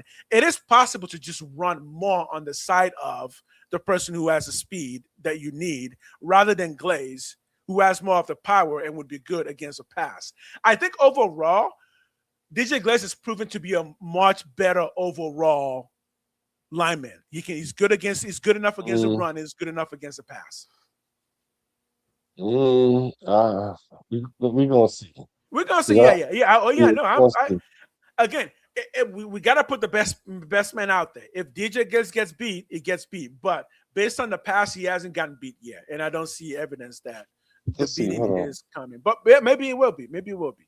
Because again, remember, and I've said this before, because of the side he plays, he's mostly gone up against Maxx Crosby all of his practice, and Maxx Crosby is known for speed and bend. So yeah, that might be a weakness, but it's also a weakness that has been consistently worked on with one of the best in the league. So yeah. Former Oakland Raider County Stadium living in Las Vegas. Okay, nice. Yeah, that's fine. Yeah, you're fine. You like the team. Lou, I think what everyone's saying is you like the team, but you don't seem to say anything positive about it, which is kind of indicative of maybe you don't like the team. Because why would you not say something positive about it, right? even if you thought the Raiders are not going the right direction, I mean, it's still something to be hopeful, but you just don't seem to have any hope. You know what I mean? Cut Cousins immediately. Why? Why cut him immediately? Okay, so it's fine. Well, if you can type it out, I can ask you some questions. Cut Cousins immediately. Why? What would be the reason? To save $10 million? Okay, so we get $10 million. Look for a young lineman. We already have a young lineman. What? What do you mean young lineman? Which young lineman? And start Mendoza, short leash to AOC, yeah? So, bro, check this out. Last season, DJ Glaze gave up 10 sacks. 10 sacks last season. That's pretty bad. Yeah. So, according to PFF, his run blocking grade was 63.3. Mm-hmm. No, I'm sorry. His pass blocking grade was 63.3. His run blocking grade is 54.9. And so he ranks across the NFL, his 10 sacks allowed tied in for the second most sacks given up by any offensive lineman last season. Okay. So he was definitely our worst offensive line last season then. Well, he also was the only one. He also was the one who played all season. Yeah. He was the most durable too. So I mean, like that counts for something. That's what I'm saying. It counts for something. That counts for But the thing is, what it shows is that his pass blocking is his strength, and the run blocking is his weakness. And then if your pass blocking is your strength, and you giving up 10 sacks, that means you have room to. You got room to grow. But with that room to grow, you also got room to get your spot taken. Yeah, but again, we've said all that before, but we've also said that DJ Glaze is only 23 years old. He's actually younger than all of them. So he actually technically has more time as well. So, yeah. I mean, it's a case of if everyone's getting bigger, stronger, faster, well, DJ Glaze still has more age to do all of that above all of them. And he's already played 2 seasons already. Yeah. But hey, your offensive line, what do you mean okay. We don't need to ignore this kid real quick. It's fine. We can talk about it real quick. 10 million bonus for making roster. Kirk Cousins. That's what? Who cares, man? Who cares? The money is there. Why not do it? Who cares? Why does that money matter? Yeah, I agree with that. I don't know why people. I mean, even if you had the money, it's not like we can just go get anybody we want. And anything we can do, we can't just do anything we want with that money. Money is meant to be spent. Spend the money. The money's there. Okay, if your offensive line is tied up by Gino, he's talking about the Jets now. What? Nutty Raider Nate. Who's a better offensive lineman for right tackle? DJ Glaze or Charles Grant? Well, Charles Grant. Who is better for that? Yeah, because he knows O-line, and I wonder what he has to say about him. But yeah, so Louis was a season ticket holder in Oakland, so he's OG. So he's OG, right? So OG. I do give you that, and I'm not doubting that you're a Raider fan. I'm not. I think but it's just the angst that you're coming with. It's almost like the Raiders haven't done anything right, and I know this offseason we've done many things right. Right. And even a simpler way of looking like that is I get that the team has been losing for 25 years, but are you saying they're going to be losing for another 25 years? It's just because that logic doesn't follow, right? Yeah, you lose, and then you start winning. Guess what? It's not wrong to believe the Raiders are going to start winning, especially when you look at other decisions they've been making, right? So you can find faults, but finding faults is easy to do. You can always say everything is going to go bad again. Yeah, sure. But I'm not doing that. I'm not doing that. And the thing, and DJ Glaze, his first season, he only gave up 3 sacks. So that's why he showed a lot of promise. He only gave up 3 sacks. And in then, the first year? Yeah. And then, yeah, great. That's good. Yeah, but see, once they get tape on you, though, and I will give some of that the fact that the O line wasn't good, or the coaching and the play calling and all of that. But his you partner know, JPJ was injured for a lot of the season. but as far as 3xing your sack total, that's many. You can't blame all that on. You can't blame all that on that. I'll give you 2. I'll give you 2 times, but not 3 times. Yeah. No, you can't. He was clearly not a good offensive line. That's fine, but our entire offensive line wasn't good. Yeah. You're pissed. Oh, you're pissed. Mendoza has to start. Why does Mendoza have to start? Why? Why does he have to start? Because you're making that like a command. Like, Mendoza, you gotta start. Why does he have to start? Yeah, I've already did the numbers, but out of the last 10 quarterbacks, the number 1 pick that started was Glaze is the best option. He answered your question. Glaze is the best option. Glaze is the best option, but the wild card is the rookie Trey Zoom. Look, on the left side, there's a good option there. We just get more options there. Yeah. I think based on what I saw last year, 10 sacks. I think based on that, I would still say, it's still Glaze's job to lose. But again, we are talking about who can lose their job. So you're saying that you believe that Glaze will lose his job, or can lose his job, or has a chance to lose his job? I'm saying that he can, and it's a high likelihood. That he loses his job. High likelihood. Okay. I'm giving it like. Hold on. You're saying he's going to lose it to Charles Grant, right? Yeah, I'm saying he's going to lose it to Charles Grant, and I'm giving it like Fernando 2 ice cubes. 2 ice cubes that it can happen. It's like 50-50. I'm thinking it's close like the 50-50. Yeah, we're not melting. We're not fully melting, so that's good. Yeah, no. I think the advantage is like 60-40 right now. But I think once we get into camp and Kubiak sees what Grant can do, because Grant still has to make the shift from being a left tackle to a right tackle. And so essentially you have to change what you were doing on the left side and reverse it. So it takes the reps for you to be comfortable with doing it like that, because I'm sure he's not as comfortable at right tackle as he is left tackle. So he actually played right tackle. He played right tackle in college, because I saw a film that he did play right tackle in college. Maybe he played both, but the film that I saw, I'm pretty sure I saw him on the right side.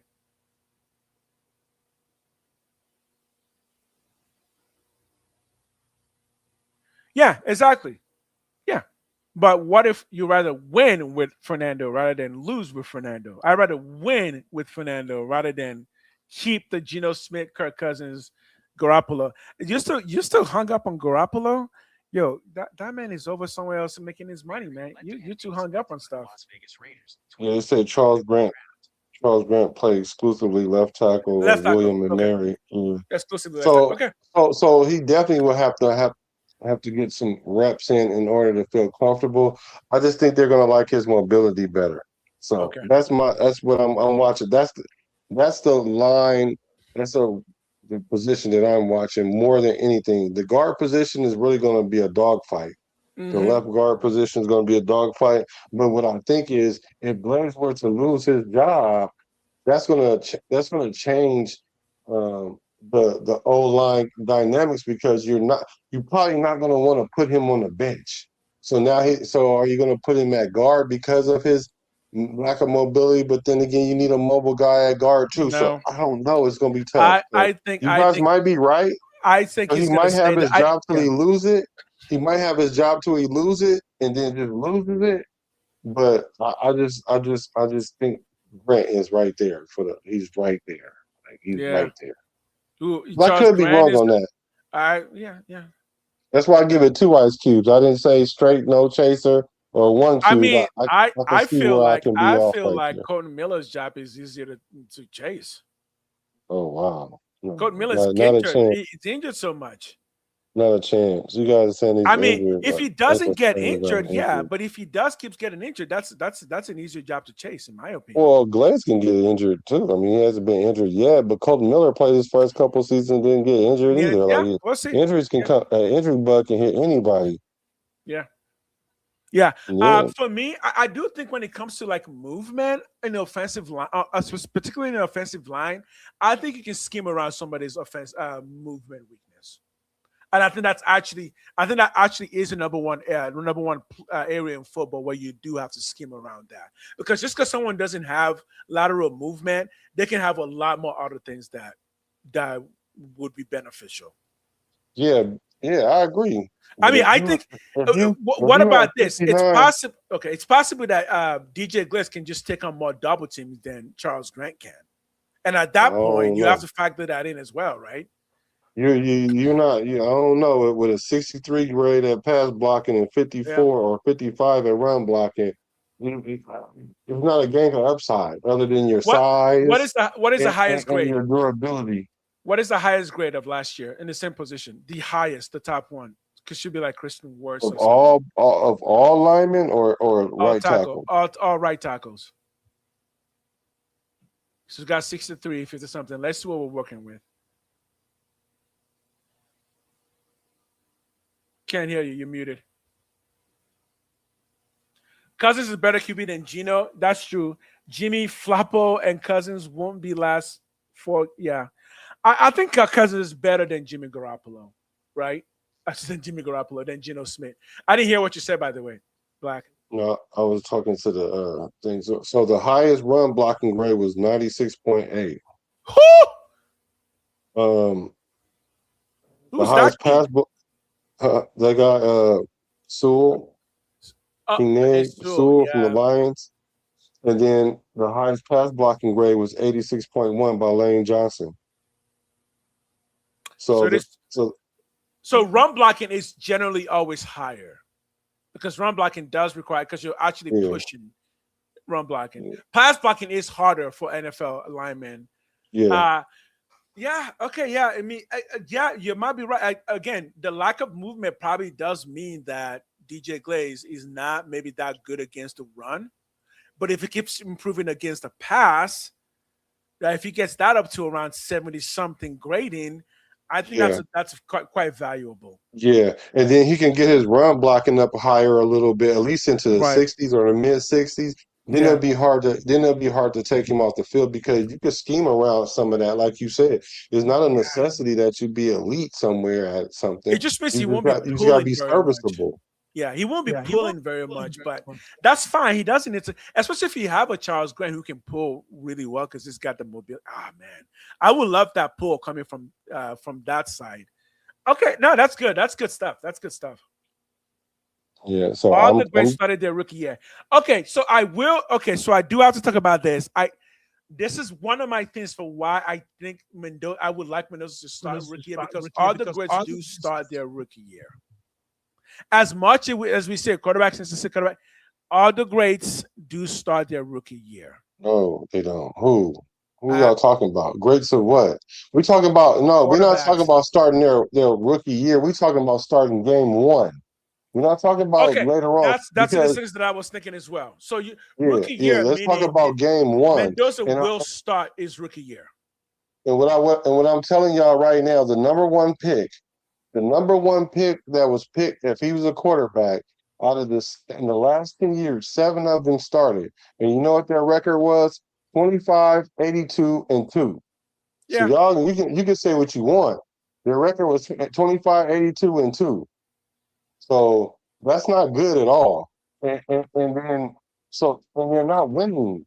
That's not a thing. It's not a thing. They're getting help.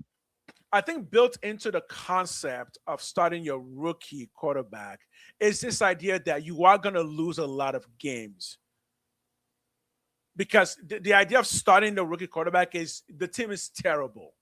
We just need to kickstart this thing right away. We're going to lose a lot of games. We'll figure it out as we go along.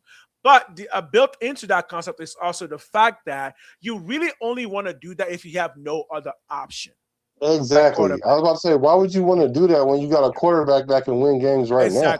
Exactly. But see, and so on that point, I think because again, the Alex Smith was a perfect example, right? They had Alex Smith, so they didn't start Patrick Mahomes, and that worked out perfectly for them, right? Right. The Bengals didn't have anybody but Joe Burrow, and the Bears didn't have anybody but Caleb Williams. And none of those quarterbacks won Super Bowls with the team that they started with, too. Okay, yeah, true. So, but here we go. So I'm stuck on Mahomes. The truth is that it had Alex Smith. The reason why I'm using Mahomes is because he's obviously the standard when it comes to quarterbacks. Like, you think I want to name? You think I want to name a Kansas City Chief as the standard? Exactly. The standard. You can't knock us for that. You cannot knock us for using Patrick Mahomes when he's literally the definition of the GOAT right now, and he's still got another 10 years. I'm sorry, the man's great. I'm glad. I wish he was a Raider, but yeah, the other examples are like Joe Burrow, who hasn't won a Super Bowl, right? He got that in his first year, and then after that, nothing. So yeah, I mean, Lou. So here's the thing. I get Aaron a lot Rodgers of your sat Aaron Rodgers sat behind for 3 years, and he actually played a little bit sometimes. Yeah, he actually came in and sat down. There is also someone like and then Aaron Rodgers made Jordan Love sit on the bench for 3 years all the way through. Yeah, he sat on the bench for 3 years. So there's an argument to be made here that it's best to make the rookie quarterback win the job rather than just giving it to him. Because the other side is, if you just start in week 1, did he win the job or did you just throw him in there? Again, camp competition, if you can beat out Kirk Cousins, that tells us something. It just doesn't feel like you're going to be able to beat out Kirk Cousins within the first week to start. So I think he's going to start his rookie year. I just don't think he's going to beat out Kirk Cousins to start week 1. Look how many Super Bowls ready. Yeah.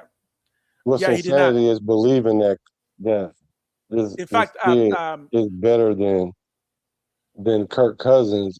And why would you want to stick him out there risking this pick? Yeah. And you have a viable quarterback that's better than him. Like he knows the system better. Right. So Lou, that is the other thing. You just don't like Cousins does know the system better. Right? Cousins knows the system a lot more, right? And he's always been efficient, and he's always been a good player. And sure, you can say, well, he got injured, and okay, this football is a violent sport. That's inherent with the game. Right. Yeah, he played half a season. The man came in, they changed the offense up for him. He won 4 of his, I think, last 5 games or whatever. He won more games than the Raiders did, and he played half a season. So I don't understand like why we thinking Kirk Cousins is not the guy that he's been this whole time. Like I said, the only thing that's going to stop that is if he hits a wall, an Ames wall, or if he gets injured. Right. And they said the same thing about Tom Brady. And Tom Brady won like 2 Super Bowls in his 40s and won one when he was like 38 or 39. And I think people need to understand that visualization is part of learning. If Mendoza sits on the sideline for even 8 weeks, he's literally not just sitting there doing nothing. He's visualizing. He's seeing the plays play out, how Cousins is running the plays, how the coach is explaining. Like, there's so many things to learn as a rookie that's more than just go out there and throw the ball. Like, and a true winner understands that even when you're not in the game, you're still learning, because when you get into the game, then you're more prepared. So I think there's a lot to be said for sit, understand how the game is playing out, hear how the coaches are calling it, hear how the quarterback is running the plays to get those ideas in your head for the first 8 to 13 weeks. I know you're not using Carson Wentz as an example. You don't even know what Carson Wentz is right now. You think he's playing somewhere. Exactly. Like Carson Wentz fell off. Like I said earlier, you can mess around and win one. You can. But a winner wins consistently. And I ain't talking about they got to win every year. I mean, they win more than one time. They win multiple times. Like Mahomes, I hate to say it, is a winner. Carson Wentz won. Yeah. Like that's just like saying Nick Foles. Like you see what happened to Nick Foles? He came in, won a Super Bowl. Then they tried to make him a starter, and he ended up being a backup. And he ended up being a backup again, and then he ended up disappearing out the league. Yeah, exactly. Even like Matt Flynn. Remember Matt Flynn? Oh yeah, he was almost out the league until he threw 5 touchdowns against us. No, I think Lou, I get what you're saying. I get it. I really, really do. But again, there's no need to panic when panic is not necessary. I just don't. There we go. There's no need to start in week 1. There isn't. Yeah. So actually, exactly. Man talk about it. He said, "Team better." He said, the team's better when you play games than sitting." Yeah, for them. Yeah, for them. Yeah, for them. For them. Who was the backup? Who was the quarterback that they could have pivoted with? I think they ended up going with David Carr. I don't know if they had David Carr this first year though, but they ended up going because David Carr actually has a Super Bowl ring because he was a Giant. He got a Super Bowl ring with the Giants. I think he only has one. I don't think he was there for both years.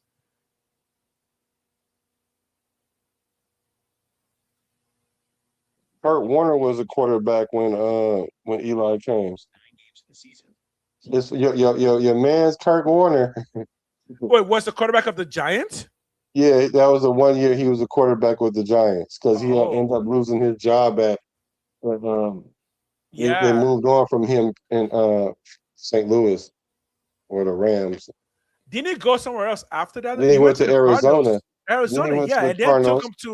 then he took him to the Super Bowl, and then they lost. Yeah. Oh man. Yeah. He had 4,000 yards his last season, but then I think Fitzgerald retired. That's why he became a Hall of Famer, by the way. That's why he became a Hall of Famer because he won the Super Bowl, was terrible, and then came back and took another team to the Super Bowl. Yeah, they were just like, I know, give him Hall of Fame, done. And he started the first 9 games of the season. Now, arguably, you could say, okay, this kind of Kirk Cousin-ish because at that point, Kurt Warner was still Kurt Warner, and he had won a Super Bowl. So I could see what you're saying. I could see, all right, cool. But he sat 9 games. Eli sat 9 games. Manning sat 9 games. So the thing is this. Let me see what their record was, too, because that might make a difference, too. But like I said, if I see Kirk Cousins go out there and he wet the bed and we're 3-9 or we're 3-6, I can see it. Yeah. I think what Lou's afraid of is that if you don't start Mendoza, you're gonna potentially throw away a winning season starting with Mendoza. Like just start with Mendoza because then you can maybe just get 9 or 10 wins. Yeah, I don't hate Tom Brady. He did not start till week, I think, like super late in the season when Bledsoe got injured, and he never gave up the job. Dang, you know what's crazy? So Kurt Warner was 5-4 with those 9 starts, and they started the season. I didn't. He just confirmed I need to hit the nail on. That's what he's afraid of. He just confirmed it. He's afraid that if we don't start Mendoza, then we're just throwing away this season because we could actually win 9 or 10 games with Mendoza. No, that's what he's afraid of. No, we can't. And exactly. You know why? So Black, make your argument. Yeah. You want to know why we can't? Because there's been no quarterback. There's been no quarterback number 1 pick come in and won more than 6 games. He's right about that. In the last 10 years. Like, so for us to think he's going to come in and win 8, 9 games and don't even know the speed of the game and don't know the defense and all that's a stretch for me. Okay. Like, I think we barely have that chance with Kirk Cousins. That only He just depends made a on how good good point. our line is. That's a good point. So, Lou, hit back real quick. You get one hit back, but he just made a good point. He just said no quarterback who has started game one has won any more than 6 games. Right? So the fear of this season doesn't qualify into that point because that's even more rare, right? Yo, Anthony Estrada. Hey, he was good. Give us the area code. Yeah, so Kurt Warner started the season those 9 games 5-4. He won 5 of the first 7 games, and then they lost 2 games in a row, and then they went with the quarterback change. So they essentially probably wanted to put Eli out there. And I can see the situation even playing out like that. Yeah. But I don't think Kirk Cousins came in with the idea like, hey, we're gonna pull your cord anytime now because he's playing for a contract too. Whether he's auditioning for 31 other teams too, but at least we knew that coming in. We know he's auditioning for another team. Yeah, Lou. I'm kind of with the Kirk Cousins too, Lou. I am. I get what you're saying, but over the past several years, the quarterbacks that have won Super Bowls in modern football have all sat their first few games, right? Because the main winners are Patrick Mahomes, Tom Brady. Who else has been a big winner? Jalen Hurts, but he's he's only won 1 and he's not really known for being a top 5 quarterback. Yeah. Yeah, Canton is full of guys that sat early. I mean, the argument is more on that side. The argument is more on that side. Right? Yeah. When I said, what's his love affair with Kirk Cousins? It's not a love affair. It's like putting a more capable quarterback in. Like, yeah. There's a reason Kubiak went and got him before we even drafted a quarterback. That's a good point. He went and got him for a reason because you always attach yourself to the quarterback that you come in with. And he felt comfortable with Cousins. And we know that Cousins is a winner in this league. He's gone for 4,000 yards 7 times. And I keep saying this, the Raiders have only done it 6 times in their whole franchise history. 4 times with Parr, 1 time with Carson Palmer, 1 time with Rich Gannon. So I don't know why we don't think he's capable, and we thinking we have beer goggles on, thinking that Kirk Cousins is somebody that we're not. Now, I can name a quarterback who y'all think is something that ain't, but I ain't trying to do that with him. Well, he's on his roster. At this point, Peyton Manning, Eli, Aikman, Bradshaw. Yeah, those are true. But man, football has changed a lot since even when Peyton Manning played. I'm sorry, man. Like football, the complexity of football, the players just know so much more that generally speaking in modern day football, a veteran defensive squad is going to tear apart a rookie quarterback. Yeah, for sure. Generally speaking, right? Generally speaking, football is just so much more complex now than back in those days. I'll throw that out there as maybe a possible reason why more people just feel safer just sitting a quarterback for at least a few games, right? Because again, we're talking NFL speed. NFL speed, Mendoza wouldn't even start seeing NFL speed to the first official regular season game. Exactly. That's when he's going to even see what regular NFL speed looks like. And regular NFL defenses, because they don't scheme in preseason and they don't overly blitz. They used to didn't blitz at all, but sometimes some teams do blitz, but for the most part, they're not even blitzing. So it's different. You know how you don't know how fast cars go on the freeway till you're standing on the side of the freeway and you're just like, holy fuck, that was fast. Right. Yeah, right. Really, like right. You don't know how fast something is till you're looking at it from the outside view, realizing that, oh, this is way, way faster than I thought. The NFL is much faster than college because NFL are the best of the best of the best in every single position. Even your worst NFL player is the best of the best of the best. And I think that speed, you have to see that kind of speed to really understand how fast it is. Yeah, absolutely. Wow, look at all these players that sat. Like, sitting is a thing. Sitting is a thing, man. Sitting is it's a thing, but it's only in modern football that we have this. We need to throw them out there because it's the new shiny toy thing. Because we want to. Because chicks dig the long ball. like we thinking like, come on, like for real. If you really want to do this the right way and don't be in a rush, do the we're gonna. It would do us more harm to put him out there and something happen versus us not putting him out there and nothing happening. And look, maybe this is the way to understand it. Even for us as YouTubers, like we don't just turn the camera on and say go. Like we do a lot of sitting and planning just before we even get here. I think what we're trying to suggest is Mendoza needs to understand those things before you just throw him in the game. Like have him sit through the preparations of a game for at least eight weeks, right? Let him sit for 8 weeks, understand how an NFL quarterback who's been doing it for 15 years does it and how an NFL coach does it. Learn all of those things before you get the ball in and you start throwing those football. Because we know he can throw. We already know that. But don't hurt his confidence because he doesn't understand the game fast enough before you start throwing him out there, because then those throws start becoming interceptions. Because, again, you do have to worry about that too, Lou. Because we do know that does happen. Quarterbacks get in this league.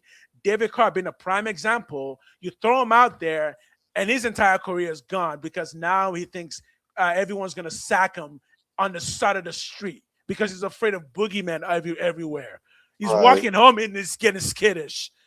Look, football hurts.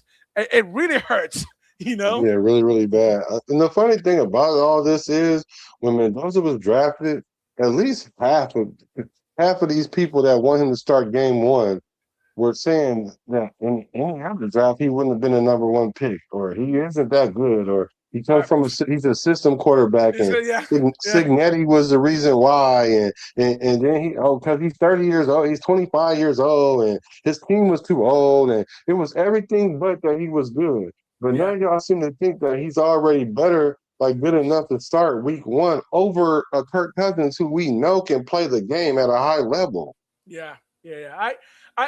I think the argument for Kirk Cousins does make more sense because there's just a less likelihood of something horrible coming out of that.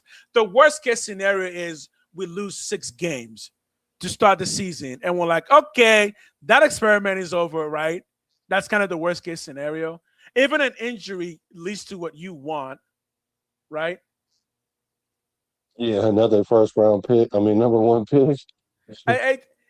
Look, Lou, I'm getting your point. I am. But again, Cousins is just less risky. The worst case scenario literally means you'll lose like 6 games and then you'll just pull them, right? It's not. Yeah. I think that's a good enough gamble to take. And he will understand it. He would even understand why we pulling it. Exactly. At that point, it's like, oh no, we understand. But even in a medium case scenario, Cousins plays 8 games, and Mendoza gets to actually see a winning quarterback. Because if Kirk Cousins goes out there and he's like 4-2 after 6 weeks, Mendoza is now looking at an NFL turnaround into a winning club. That also is a win-win. If Mendoza's all that, he won't sit long because it would be pretty clear that he's ready, or at least Kirk Cousins is not the best man for the job. You're talking money too much. You're talking money too much. That's your franchise line. If you're afraid, no, dude. Again, the Raiders are one of the youngest teams in the NFL. We're not worried about the team getting old. Go look at the squad. Everyone's like 22, 23, 24, 25. We're not worried about the team getting old. We got the Raiders are built for the next 10 years, just so you'll understand that. This is not some gamble. This team is built for the next 10 years. Yeah. So we're at the 2-hour mark, bro. We can keep going. Okay. If the people are having fun, we're having fun, we can keep going. Okay, says I trust our coaching staff. This go around. I actually trust them too. I do too. I think for me, this has been again, we've all been Raider fans for at least the past 15 years, so no one is to insult anybody by saying we're new fans. We've all seen how everything has been going, and this year definitely is different, and the people we're bringing in seem a bit more qualified than the people we've brought in before. Or at least we're bringing in people who have actually won. Not just done stuff, they've won, right? Our coach has won a Super Bowl as a coordinator. Our general managers won a Super Bowl as an assistant GM. Quarterback has won an Heisman Trophy and a national championship. And our quarterback, Kirk Cousins, has won a lot of games. Yeah, so we've got winners in the house. Trust me, Lou, when it comes to talks like this, everyone talks in circles. Everyone talks in circles. But the thing is, we're talking in circles with him. Yeah, exactly. Yeah, we're talking in circles because you're talking in circles. Everyone's talking in circles. You want Mendoza to start week 1, and other people don't. And I think both points are valid. But the coaches are the ones who are making the decision, and they're making. If each point is valid, let the coaches make the decision. If you don't like the decision, Lou, I think maybe you want to be a coach. I say, if you don't like everyone's decision, you should just be in charge. You know, Kirk Cousins didn't play bad in Atlanta. They were playing. See, the thing is, when you have this quarterback competition going on, we'll talk about that. When you have a quarterback competition going on, and you bring a quarterback in, give him the bag, and then you go draft a quarterback, right? Mm-hmm. And so then you start playing this game with him, this mental game, and so then you pull him, or he gets injured, right? Yeah. And so then he comes back and he plays good again, and then Penix ends up getting hurt. Now look at him. Let's tell you how good those decisions were. The GM is not there no more.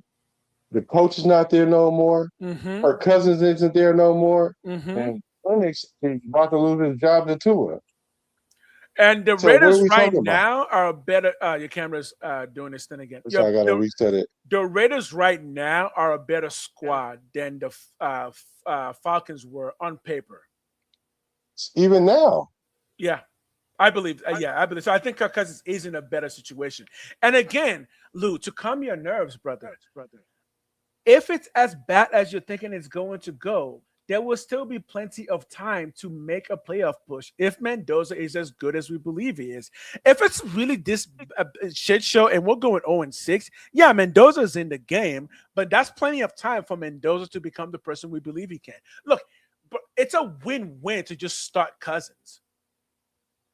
It's not a crazy idea, right? But we shouldn't be talking about playoffs anyway, because if we start Mendoza and he start off 2-6, do we pull him and then put in Kirk Cousins? Then what do you think that's going to do to his confidence? Exactly, yeah. I mean, yeah, again, Lou, that's the other scenario, right? If you start Mendoza and he goes 0-6, then what? Guess how many of your YouTubers are going to start the is it time to replace Mendoza conversation? I can tell you one. No, they just gonna call him a bust. Exactly. So there's room to decrease all the negative noise by just simply being wise about your investment, right? Why not just trust Kubiak? Kubiak already told us what the plan is. Why not just trust him? And I think the answer is we've been losing for so long, we don't trust anything or anyone anymore. So ultimately, we're just looking for a miracle. And I've said for a long time, the Raiders need to stop looking for a miracle. We need to actually build a franchise. We are building a franchise now. We're no longer looking for a miracle. Mendoza's not a savior. Jamarcus Russell was a savior, because I can tell you when Jamarcus Russell was drafted, we looked at him as a savior. And I can tell you right now, less people are looking at Mendoza as a savior. All he has to do is just play football. No, you wouldn't. Lou, I can guarantee you would not rather lose with Mendoza. I can guarantee if Mendoza does bad, the conversation about replacing him will start. Again, because if we're going based on what we know is the case, that is more truthful. That the moment Mendoza starts doing badly, we're going to start asking, is he a bust? Is it as Jamarcus Russell? I can guarantee you that's more likely to happen, because that's what happened every single time, right?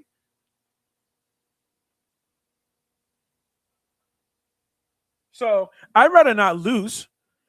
If I have to lose, if I have to lose, I'd rather lose with Cousins right now, because if I'm losing with Cousins, hey, I still got hope that Mendoza would have learned enough to give us the turnaround that we're looking for. But I do not see how it makes sense I don't see how it makes sense to just jump to the notion that Mendoza needs to start. It's like no, I don't think so. I don't think so. Right? Though I understand it, but I don't think so. But I should say that I've always been on the side of not starting QBs week one. That's always been my default. For most quarterbacks, I've always said if you start on week one, you might be inviting more trouble than not. But hey, guess what, Lou? There's still 3 games of preseason. It may turn out that Cousins is actually washed, and we will know that, and we will have an idea of that in preseason.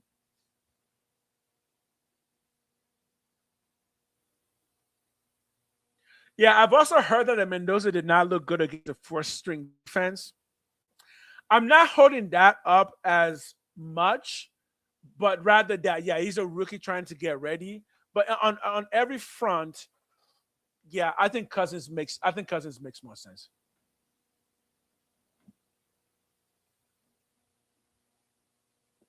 Uh, 2-6 experience is better than no. For me it isn't. I don't think it is. I don't think it is. A 2-6. I think based on evidence of past events, a 2-6 Mendoza is going to start creating unnecessary chaos in Raider Nation.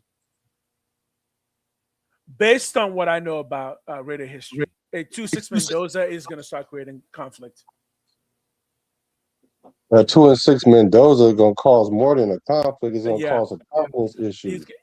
It's going to cause because then first of all, because you let the nation talk you into starting him, and then when he starts, he doesn't play good, and so now he's not only. So what we think he's gonna come? So what he got to sit the rest of the year and go through a training camp? Exactly. Because what that turns into, and it's happened with other teams. Go look at other teams. It's happened. That just turns into. Let's sit him and just play Mendoza. Let's just sit him and play Cousins the rest of the season because he needs more time. We literally just end up in the same conversation, but in a much more negative situation. No, this is crazy right here. 2-6 experience is better than a 9-8 Cousins. It's not. In a 0-0 unproven Mendoza. Because the thing is, that would be fine. That would be fine if we didn't have Kirk Cousins. But you're talking about a franchise that had 3 wins last year.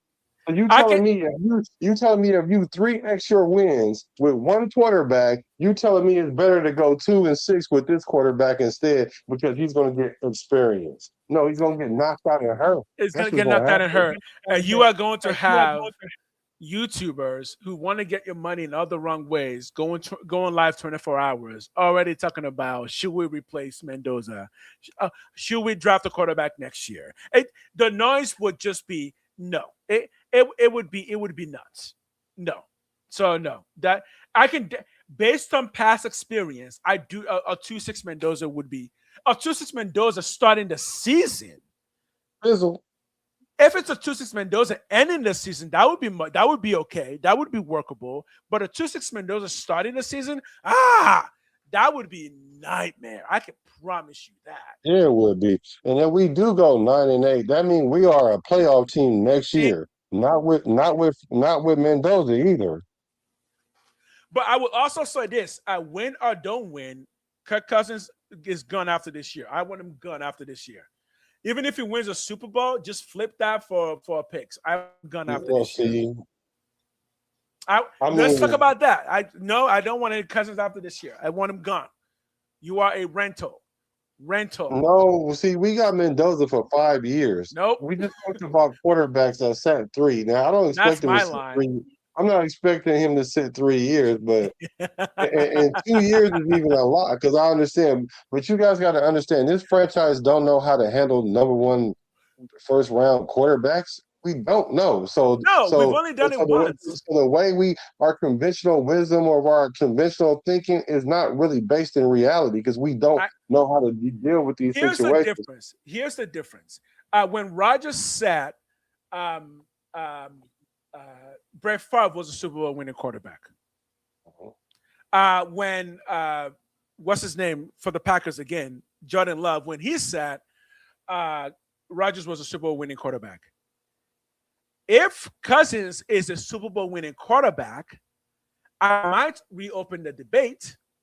But if he's not a Super Bowl winning quarterback, there is no debate. What you think of that? If he gets us here or a game or two you're in the pulling my playoffs, strings. You're pulling my strings. First of all, when was the last time we even won 9 games? So I don't even why y'all acting like we just got it like that. We don't. Yo, but your Pizzle says what's up. Your boy What's said up with my brother Pizzle? You're pulling my strings, brother. It ain't even written in the cards that we'll win 9 games with Mendoza yet.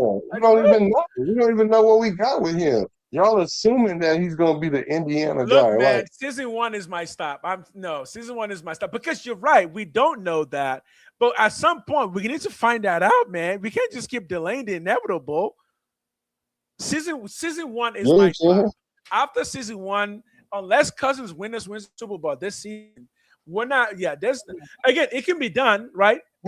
Donald did it. Donald did it. Donald did it. Where are you getting this no O-line? You know what? You got PTSD. No, we're not going back to no O-line. We're not going back to O-line. Matter of fact, I thought you was a Raider fan for like 50 years. How long you been a Raider fan, Lou? Because there's no way you can sit here and say this O-line, before we even watch them even line up with anybody, that they're the same O-line as last year, and we added Tyler Lindenbaum. We automatically going to be better just because of that alone. Like, because we have the Raiders O-line will be a lot better. Center. The Raiders O-line will be a lot better. Like, a lot better. It's not even close. And then you don't even want to put a rookie quarterback with a rookie O-line, really. You can go on my channel and look up what I've said about O-line. The Raiders O-line is going to be a lot better. Yeah, leaps and bounds. Yeah. It's not even like, first of all, we had 2 of our best injured last year, and we brought in the best center in the league. By those metrics alone, we're going to be a lot better in O-line. So Lou, let me ask you this. This is going to tell me everything I know. What do you think we should do with AOC? What are your thoughts on Aiden O'Connell? And that'll tell me what I need to know about where you coming from, because I don't see anything that you think is positive. You think our O-line is trash. You think our quarterback is trash. Like, you think our owner is trash? GM is trash. Who's not trash? Yeah, who's not trash? But so football. If you haven't followed on my channel yet, please go hit the follow on my channel. We're trying to get that thing monetized ASAP. And we're gonna do it legit. So don't follow me with like 10 different accounts. I need everyone to be accounted for. We're doing it legit. And if you can, my boy is monetized. You guys, you can, if you got resources, you can give us some subs. It really helps. We have to justify this to our families, justify this to our kids, build a future for our kids, get more Raider fans in here. So, yeah. So he says AOC is Mendoza backup. He says Mendoza's backup. So short leash on Mendoza, AOC backup. See, like short leash Mendoza and AOC. So wait a minute. I don't disagree with that. Oh, so wait a minute. So you put in Mendoza and you give him a short leash, and then you put in. Why would do that? Why would you put Mendoza on a short leash? Well, what are you doing, brother? Why would you put Mendoza on a short leash? Right. I'm confused. Why would you put Mendoza on a? You need to answer for yourself, there, son. You didn't give me Mendoza. Your franchise could be on a short leash. He said, "You think AOC is better than Cousins? Can I have what you're smoking?" I don't even want none of that. I don't want what you're smoking. I don't want it. I don't want none of that. If you, I don't want what you're smoking. I don't smoke crazy. Like, she's my boy Z's like, no, I smoke crazy. My boy Z's like, give me the crazy. I don't smoke crazy. I do not smoke crazies.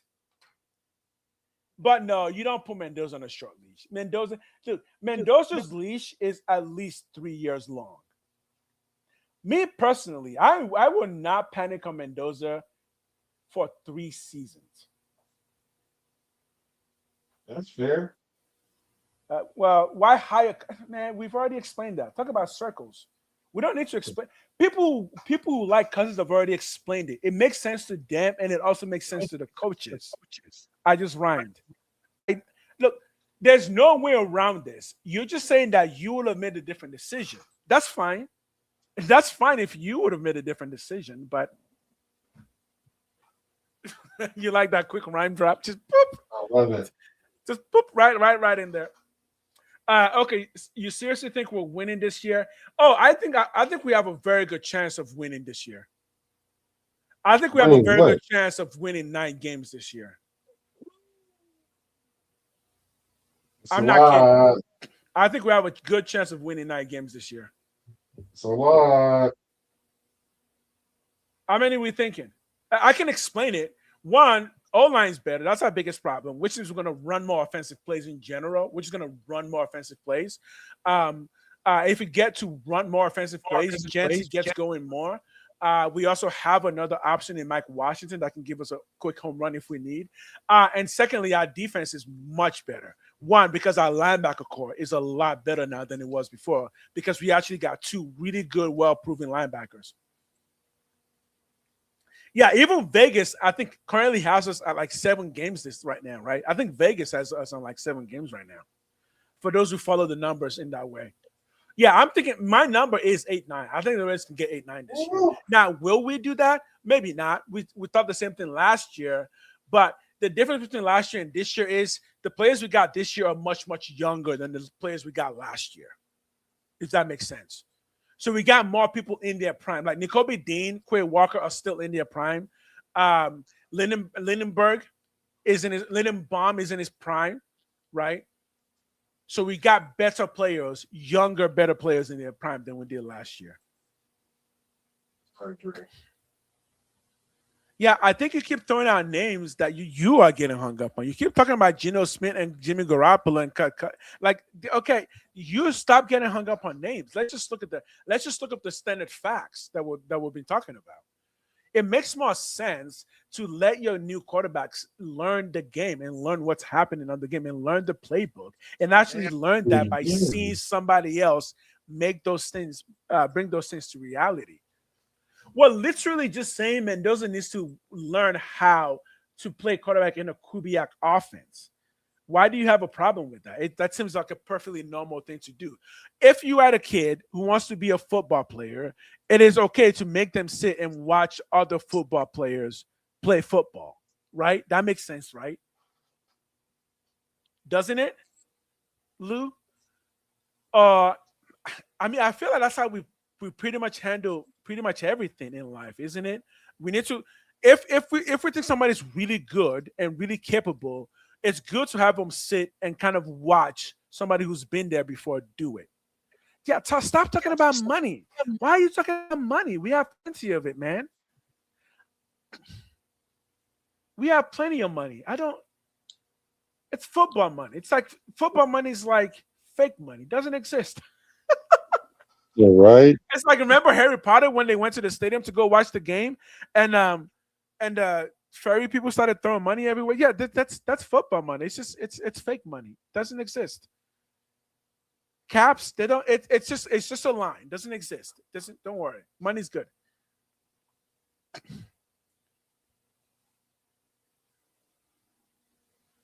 I would definitely buy the new Madden game. In fact, I will talk about the new Madden game on my channel. For those who have not followed the channel.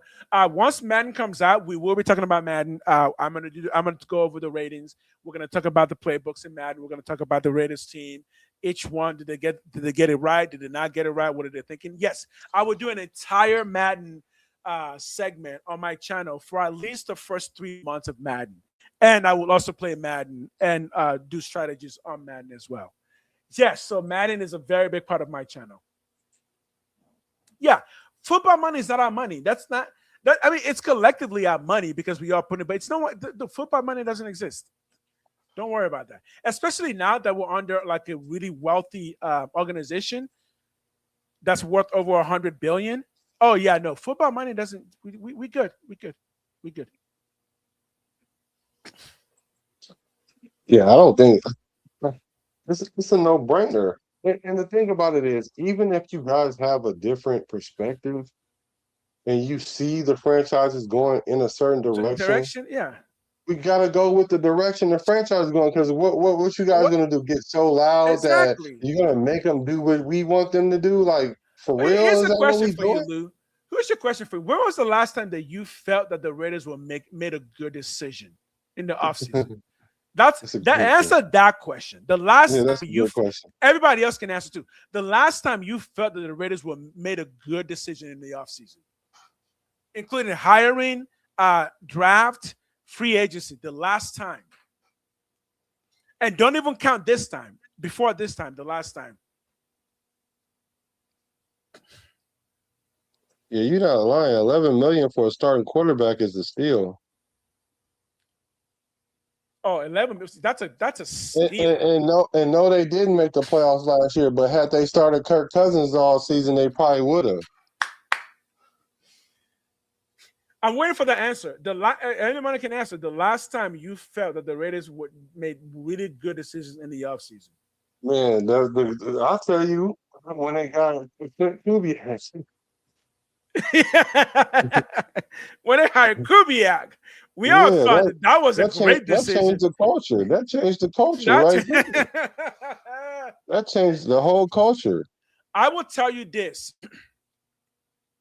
Jack Del Rio, hiring Jack Del Rio, that felt good when we hired Jack Del Rio. No, Del Rio was good, and he got forced out by circumstance. I think that was the last time. I was excited about Josh McDaniels because of what's his name, the general manager that we got with him. I was excited about them, but they kind of they made two big mistakes. Are you talking about with McKenzie? No. Josh McDaniels, no, McKenzie. I thought you were talking about he was with Del Rio. Yeah, was it McKenzie with Jack Del Rio?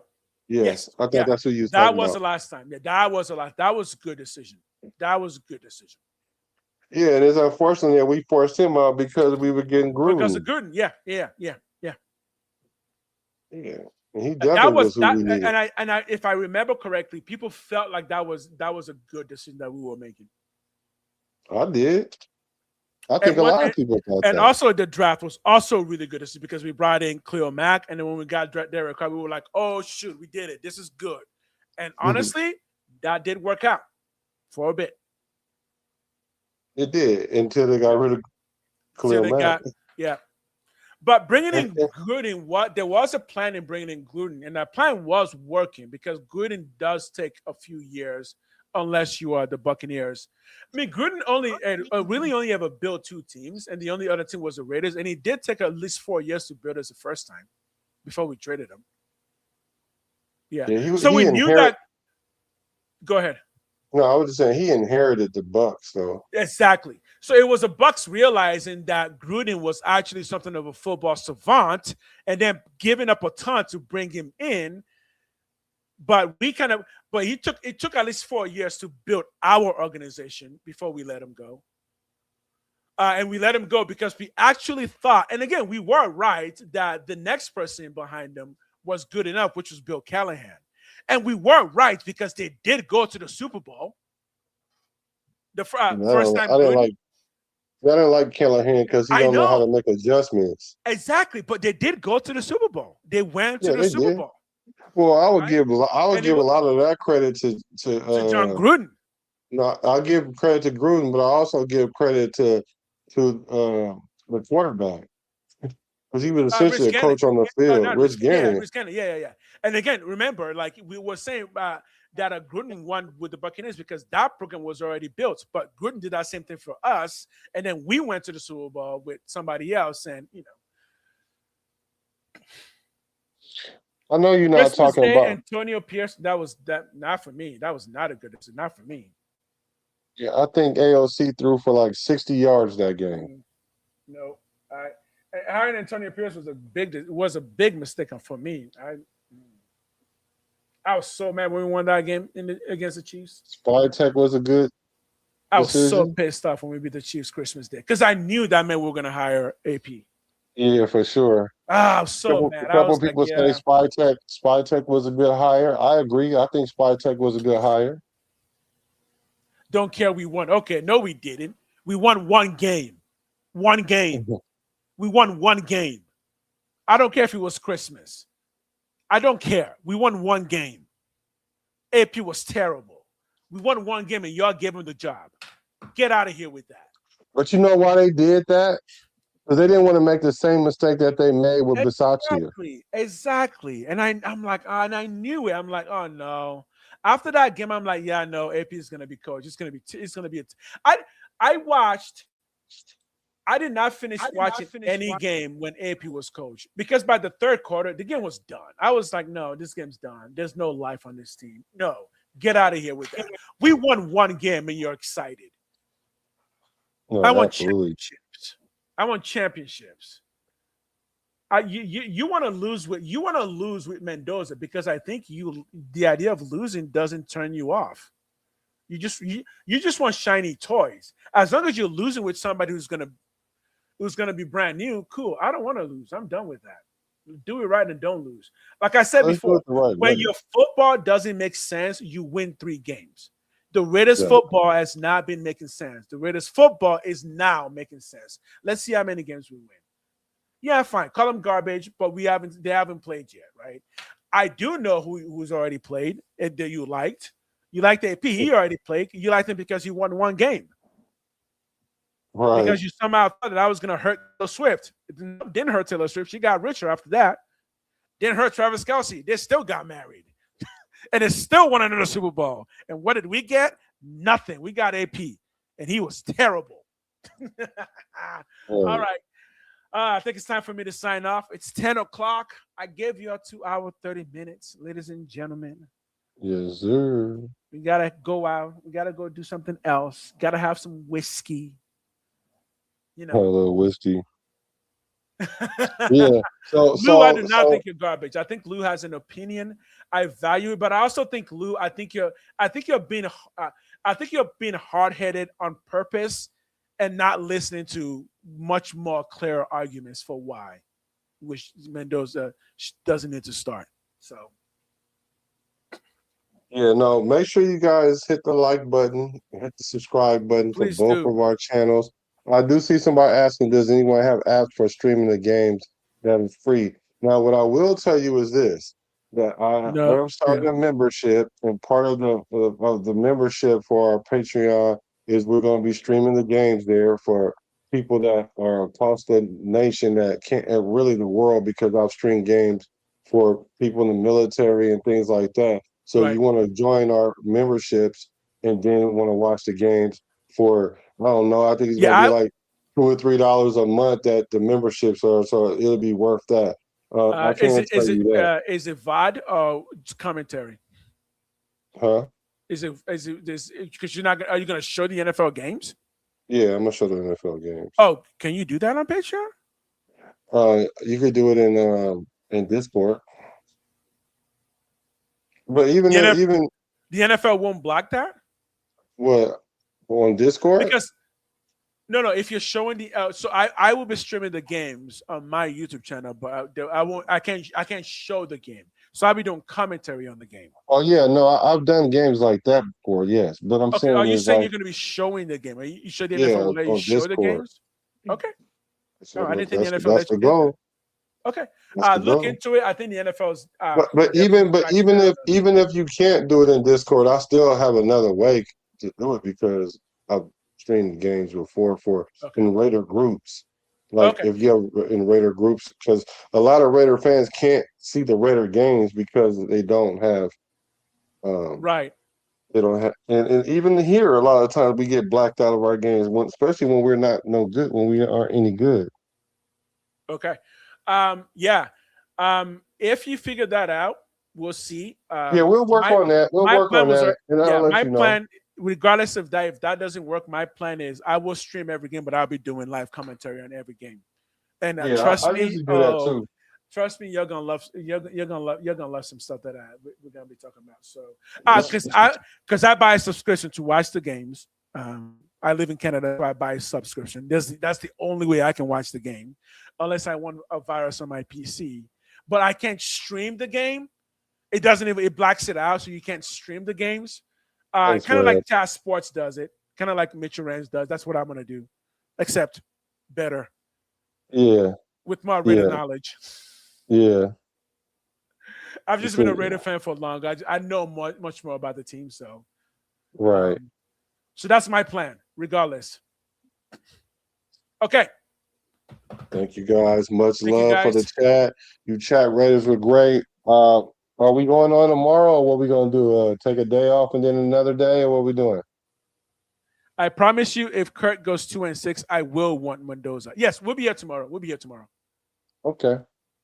Yeah, so make same sure time y'all tomorrow. hit this. Yeah, same time tomorrow, 7:30 West Coast time. Boom, boom, boom.